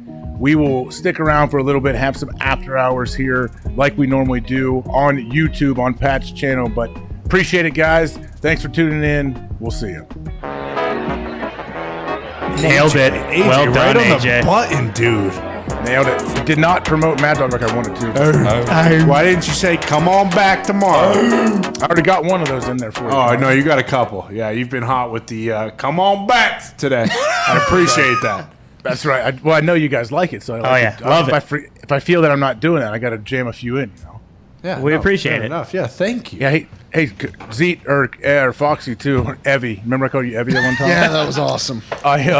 Sorry about that. I threw out the Joe Judge. If you had a graphic on Joe Judge talking about Belichick, I didn't know. Connor sent me this one sheet with a lot of good stuff on here, Connor. No worries. Yeah, that was on me. I think I forgot to send the actual quote in, and I just put it in there on the bottom. But yeah, no, that was very interesting just to hear how those guys would go. I mean, a 5-hour meeting. Have you ever sat through a 5-hour meeting? Usually I've sat through 5 hours of meetings a lot, but usually they're broken up between different rooms, and you at least get to have a 2-minute break to walk to the next one. But 5 hours straight, like, what if you have to take a leak? Do you bring a bottle in? What do you do? Does Bill let you leave? I don't know. He probably just hands out diapers and is just like, hey, if you got to pee, just piss your pants. Who cares? You got a diaper on. Yeah, maybe you think they just wear like Patriots shirts and then a diaper down below and no pants or shorts even? Because like, hey man, we're all wearing diapers here. Nothing to be worried about. Probably. You're talking about Shoeless Joe with the pants. I mean, you might as well do that. Who cares? A bunch of football guys just trying to learn about football. Hey, is Mitt in studio today? Oh, yeah. He's around somewhere. I do believe, I think. Might have to grab his ankles. They're up. Pull him down. Pull him down. Yeah, we might have to grab him, get a ladder or something. Hey, what happened to Pat? Anyone talk to him? He hasn't texted me back. He hasn't called back in.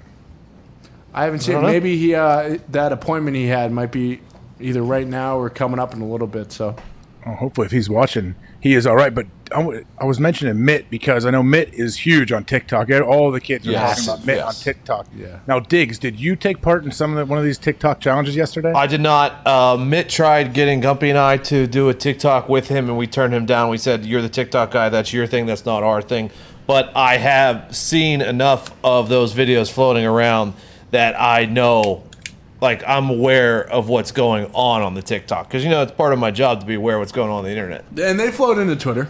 Yeah, they float into Twitter. Yeah. So you see them, and then fucking this one's going around. Yeah, that one. And that was Mitt. Mitt had a big one yesterday. That one went. Is that the one Mitt did where he answers questions, right? At the end? Mm-hmm. Bingo. I mean, Mitt's very good at that. How old is Mitt? 22?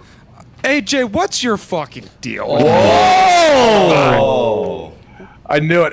Mitt, I wanted you to get comfortable enough where you could just trash me on here. So thank you very much. I appreciate you, Mitt. I appreciate the fact that you feel comfortable enough to do that. Well, I appreciate you, AJ. How are you doing? Oh, I'm doing great. Mitt, so your dad's still coaching the NFL, right? Yeah, he is still with the Broncos. Oh, do you ask him about Teddy B? You probably knew this 3 days ago, didn't you? You didn't let us know? He did. I actually do not talk to my dad about that, and he is the special teams coordinator. I think he has no say in that, so I don't know, actually.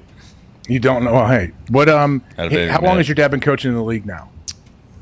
In the league, I think this is his 17th year. Damn. Dang. Maybe 15th year. I don't know. I know. Hey, I know we've asked you about it before. What was it like? Did you guys look forward to it? Usually, like Friday afternoons were days where coaches would at least get to go home before like midnight. Was that like when you got to see him? That was the only day during the football season. So like 8 months out of the year that I would see my dad. So yeah, that was kind of awesome. Mitt would roll in like very early in the morning when his dad was leaving for work with his eyes sewn shut. Yeah. And they would have a quick little, back and forth, I believe. Isn't that right, Mitt? Yeah, me and my dad used to hang out in the morning like 4 or 5 a.m. when he'd be leaving for work, making a bunch of noise, and then wake me up. So it was fun. You'd have to roll out of bed and come in. Or you were just coming in, though, weren't you? No, I was going to school actually as a middle schooler. Dad, get out of here. I'm trying to smoke a fucking doobie. Go to work. I was not doing that yet. For the record. Hey, Ty, I had a quick question about this TikTok situation. Yeah. I feel like there's a video out there somewhere I've heard Sirianni talking about TikTok. Is that true? I don't know. I think you might be referring. He was saying something like, the first thing I do with these players when they come in is I tell them, hey, you get your smartphone, whether it's a Droid, whether it's Samsung, whether it's an iPhone. Right. You go and you download the TikTok app, okay? Mm-hmm. And then you go look at these different things that they're doing. I want you to answer 3 questions by yourself. We're going to pool all the videos together, and we're going to have a really fun slideshow before the start of the season. I want us to nail down the little intricacies that make us tick as human beings. So I'm going to have everyone answer these questions. We're going to put them together, and we're going to I don't want to say banquet, because usually that's end of season where you do banquet and, you get catered and stuff like that. So we're not going to do that. It'll be in the meeting room. We'll go over all the things, and it should bring us closer together as teammates and as men. Thank you, Coach. Sorry for putting you on the spot, Coach. All good, AJ. Hey, so our guy Siciliano, yeah, great sport. AJ. Obviously, great sport, right? There was a 30-minute conversation on Siciliano, and we were defending him yesterday. He responds on Twitter. How do you think he really feels about this whole situation? I think he hates you. I think he hates me. Why would he hate me? From this tweet, I think he honestly appreciates us bringing awareness to the fact that NFL Network is royally screwing him over. I mean, I think it's going to be a great moment in this show when we turn on NFL Network and all of a sudden we see Siciliano and he looks like similar size to all the people he's on camera with. Don't you think that'll be that's a testament to you guys and your hard work? Well, that's the thing is I'm sure, we weren't the first people that were saying that. Like other people have seen this shit on NFL Network, and I'm sure he gets a lot of tweets regarding it, or screenshots and pictures. And I don't think very many people have been going to bat for him. I think they've just been making fun of him. We were just saying hey, this is bullshit, NFL, okay? NFL Network, fix it, okay? Because what you're doing to Siciliano, it's not right. Do we know exactly how to pronounce his name? I'm pretty sure it's Siciliano. Yeah. Siciliano. Yeah. Oh, so the emphasis is a little different than we've been saying, right? Well, I thought it was Siciliano for a long time just from the spelling, but Siciliano I believe what we it's landed on? Yeah, I believe it's Siciliano. Is this like a Travis Kelce situation? Could be. Maybe. You think? Could be. I don't know. Nick, are there any callers left on the line? Yeah, we got John from Houston. He's the last one still hanging around here. Oh, John in Houston, what's up, bud? Your Texans are primed and ready. How you doing? How's it going, AJ and the boys? Good, buddy. When we talk about the Texans, everybody knows they're going to be bad. We all know they're going to be bad. You know, the thing is, though, I do know. and I know that preseason doesn't mean anything, but as bad as we're going to be, the Eagles look worse than we do. What? I mean, they can't get their quarterback not to eat 20 freaking hot dogs before game. He won't do that again. You know? Yeah, what happened, Coach? And Told you, as far as the Texans are concerned, like, one win is overachieving. We can't have that, you know? That's hey, appreciate the call. I mean, I guess if you had to sit there and say who's going to have the better record, what, Philly or Houston? What do you guys think? I would say Philly. Philly for sure. Who's going to be Houston's quarterback? Tyrod. And then something. Tyrod can win you some games, though. Yeah, but something so unexpected and completely detrimental to Tyrod Taylor will happen because he is so unlucky. He is the unluckiest man on the face of the earth. Who's behind Tyrod?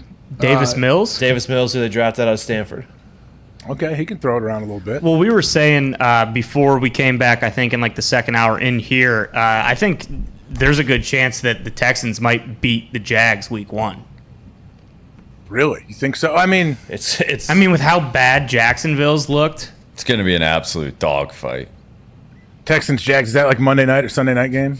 No. I think they're playing it at 6 a.m. Actually, It's probably in London. Who is playing? Well, they are going back to London this year, right? Oh yeah. Yeah. Dolphins are there. I mean, do you guys feel? Do you feel confident that that's going to still happen in London? Yeah, they've had full crowds for soccer since it started. Okay, good. I mean, believe me, I really do hope it does happen. I just you never know. Day to day, things scare you when you sit there and you read what's going on. Here's the thing, Age, which I'll be interested in. I know that to travel to London right now, you need to have proof of vaccination. So, like, if a guy on the team isn't vaccinated, can he travel to play the game in London? I don't know. That's the same thing I was asking about the Raiders. If you're not vaccinated as a player, can you go play there still? I would think so, or we would have heard about that already. Yeah, or just test before and after you get on the plane. Like, is that a rule though? With that, when they say like to come to a game, you have to be vaccinated, or you have to show a negative test Correct. within the last like 24 hours? Yes. So that's the protocol there. Is that going to be the protocol for like concerts and things too moving forward? Yes. Probably, yeah. Some of them. I think a lot right now, like around here, a lot of it depends on the artist and not the venue, which I think is weird. And the passports are becoming a thing. Like you got to have proof of vaccination. Like Nick went to Maroon 5 this weekend, and they did. Maroon 5 said we required it, but I'm going to a concert this weekend, and they are not requiring it. Oh, what concert are you going to? Don't worry about it, AJ. I need to know. What, Backstreet Boys? Who? Zach Brown Band. Boom. Okay, those guys are all like trained musicians too, aren't they? I've heard a lot of those guys. I've heard great duper things. Musicians. I've heard great things. Yeah, one of my favorite concerts, ZBB at Fenway Park. Oh, really? Yeah, Is that what people? Do they go by ZBB? Here we go. How's this guy doing? What's up, Pat? Well, I feel like I probably got some bad news. 104.5 degree fever right Seriously? now. I passed out on Jesus. some of the show. Jesus. I woke up. This comment section is the most despicable fucking group of humans on earth. I have never given another dollar away to anybody. I hate them all. There's a guy named Caleb in here I fucking hate. Tommy can get one too. Ryan can get one too. What? I did not know it was this disgusting. They stink. I hate all of them. Hell yeah. What happened, man? What's going on? Well, I got to read it. I woke up, and obviously, you guys crushed it today. I appreciate you guys. Thank you, Pat. Thank you, Pat. But, you know, I have sweat pouring out of every single orifice of my body right now. All right, I woke up. I miss a little Bob Carpenter. I heard you guys said some ridiculous Bob. things. And then all of a sudden, a bunch of people in the comment section are saying, show's much better without Pat here. It's not. My fucking name is on this thing, you sons of bitches. I Stop broke my listening to- back stop for this listening to people. goddamn thing. Those people don't know. They're fucking idiots. They stink. Well, also, that might be true. For what I watched today, you guys were great, dude. It was a great show. It was 21 questions with AJ. You know, Yeah. we basically just pepper AJ with questions, and then the clock runs out. I thought it was a great show. Like, I honestly, I kind of agreed with some of the people what they were saying, but like, I don't.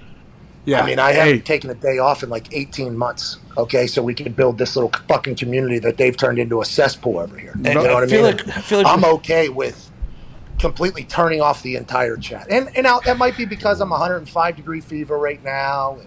And, maybe I'm in a bad mood. And I did just open the eyes up and see a lot of terrible stuff in there, but I fucking hate them. I hate everybody in there. And it might change tomorrow, but I do. I hate everybody in there. You guys crush it, though.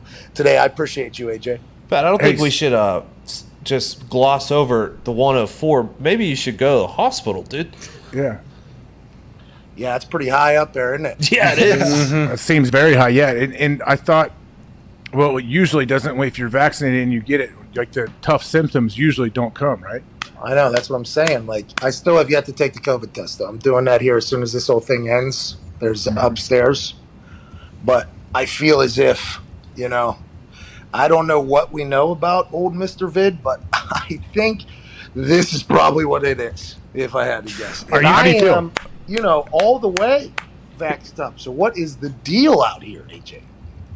How do you feel? Like, so you have started to feel worse as the show went on, right? You said you passed out for a little bit because I don't think you had 104 temperature at the beginning of the show. No, I did not. I actually thought I was going to be able to potentially call in a bunch of times, and I saw a lot of people in the chat saying, "Oh, Pat's going to call in a bunch of times," and and then people, Pat won't. There's a lot of terrible things said about me in the chat today. I just want to let that be known. I worked my ass off to build this place, and I didn't appreciate that. And I will, if I do have COVID, I'm in this cave for the long haul. It feels like so. I'll have some thoughts, on how we'll go ahead and get rid of all those motherfuckers. I don't care. We'll come to Twitter. We will become a Twitter show the entire time. I do not care. But yeah, I have steadily felt worse. I'm kind of nervous to go take the test, to be honest with you. I don't want to know. Are you coming out of both ends or anything like that, or no? No, nothing really. And I haven't been able to. You guys know my bladder's very active. Yeah. Right. So like I drank a couple Gatorade Zeros because I felt how hot I was going to get. Stay If hydrated. it's the flu or the cold, I'm going to sweat. You got to keep the hydration going. You got to keep the hydration going. But I've just peed like 4 times. It's woken me up each time, and nothing else really. Achy, congested. Yeah. I run hot normally, but 105 seems a bit much. Seems like that might very, be a bit very much. Can you still taste the Gatorade? Yeah. I've been. By the way, that's a good thing, right? Yeah, that's been keeping me, positive down here. How's the headache? Headache, nothing. Okay. How's Sam doing? She has isolated herself in the house, obviously. She is upstairs. I'm down here all by myself. Actually, I read something that maybe I could give if I have it. I don't know if I do, but if I have COVID, I could potentially give it to my dog. I love my dog. I don't want to do that. She was hanging out with me, and then the internet said, get her out of here. So like, I'm literally just locked up abroad almost in the bottom of my house. Hey, when I had that, I let my dog sleep with me the first night, and then I read that same thing, and then I thought for a week that I was going to kill my dog, and I've never been more sad in my life. It's kind of been a tough thing. And maybe that's why I feel the way I do about the chats. But no, are there any documented dog deaths from COVID? We will never know. 10 years from now, maybe we'll find out. But the internet told me there is a chance. They said that you could potentially spread it to the dog, although we do not know. And it was just like one of those like, do you want to kill your dog or not? That's a shame because me and Val were going to be a tag team through this little flu or whatever the hell I thought I had. Well, just put a mask on Chuck and Val and let them sleep in your bed with you. Smart. And Val will love that actually, and Chuck will not though. He'll rip it off and poop on it. Like actually, he'll actually poop. What happens if you test positive for COVID? What's like the protocol of how long you quarantine? How does that work? Yeah, I don't know. I guess we would have to have the rules, right? NFL rules, Pat. All you need is a negative test within 48 hours. I had to text the WWE, obviously, and been like, hey, I'm kind of delaying. The test has been upstairs for like an hour. I'm kind of delaying it because I don't want to know, but it feels like there's a chance. Feels like there's a chance. And I don't like that, not one bit. The show, WWE, there's so much going on right now. But if this is Uncle COVID, okay, and it does continue to beat the shit out of me, even though I got the thing the doctors told me that I'd be okay. But if it does, I'm an unicorn for the rest of football season. Hell yeah. Okay, like Lamar Jackson. Me and Lamar just walking around in unicorns. I got the vax and the immunities. If this is the vid, which the internet was telling me, it seems like you got the vid, pal, is what all things on the internet have told me. Like Lambda. Seems like the Lambda you've been mocking the Lambda for weeks. That's not true. I don't know. That's not true. I don't know if those variants have made their way to Indiana yet. I don't think they have. No. Well, that's good news. I got it out of the way. Is this one Alpha Tri Delta, or which one do you think I got here? Oh, Might be the OG 19. Yeah, because if it's just Mr. 19, I mean, he's fucking handled in, 24 hours? Yeah. Right. I will keep you all updated, though. I'm going to go upstairs. Please do. Hey, feel better, man. Take care of yourself, boss. Hey, there's that Bob Ross doc that came out today. Boo! What are they doing? I don't Why are they trying know. to ruin Bob Ross's legacy? Most happy dude of all time, and now there's deceit and greed. I don't want to hear that. I don't want to hear that. about See, Bob. I haven't seen this. What was he doing? It came out today, and the title is Bob Ross, Happy Accidents, Betrayal, and Greed. But I didn't think maybe that wasn't Bob doing the betrayal and greed. Maybe that was the people around him betraying Bob. Maybe his estate. His estate right now is fighting for all the money that he still brings in, I guess. Maybe maybe they're fighting over everything. Maybe. I mean, I don't want to watch it. I won't watch it. Just like if they were going to burn Mr. Rogers, I ain't going to watch it either. Yep. You know what I mean? I ain't going to watch that. I don't want to know. I mean, They didn't granted, burn Mr. Rogers. No, that's what I'm saying. I was worried that whenever they were starting to create movies and docs about Mr. Rogers' neighborhood, I was like, oh no, that's Pittsburgh legend. Like, what if, because he's dead and he can't give his side of the story, what if they, rest in peace, by the way, Mr. Rogers. That could potentially happen here to Bob Ross. This is just like Mitch Hedberg. Mm-hmm. Yeah. Okay, so Mitch Hedberg, he has a bunch of unreleased jokes, and his estate was like, oh, we're going to release them. It's like, well, there's a reason Mitch didn't want them fucking out, okay? And the way Mitch Hedberg does his jokes, he's got to take a lot of hacks. Like, he's got to take a lot of swings, like 2,000 for 30 minutes he's got to go. It's just, I don't know. I got these heroes in my mind I don't want to get ruined, and fucking Bob Ross is one of them. That Netflix doc is going to scare me, I think. Well, it's also one of those things, too, where now that he's dead, he can't defend himself. You know what I mean? And it's bingo. Yeah, so they can say whatever the hell they want and tarnish his legacy if they so desire. Hey, I might be dead, AJ, tomorrow. No. What if I got it, dude? We stop the world because it does kill people. Yeah, but you got vaxxed up. You'll make it through.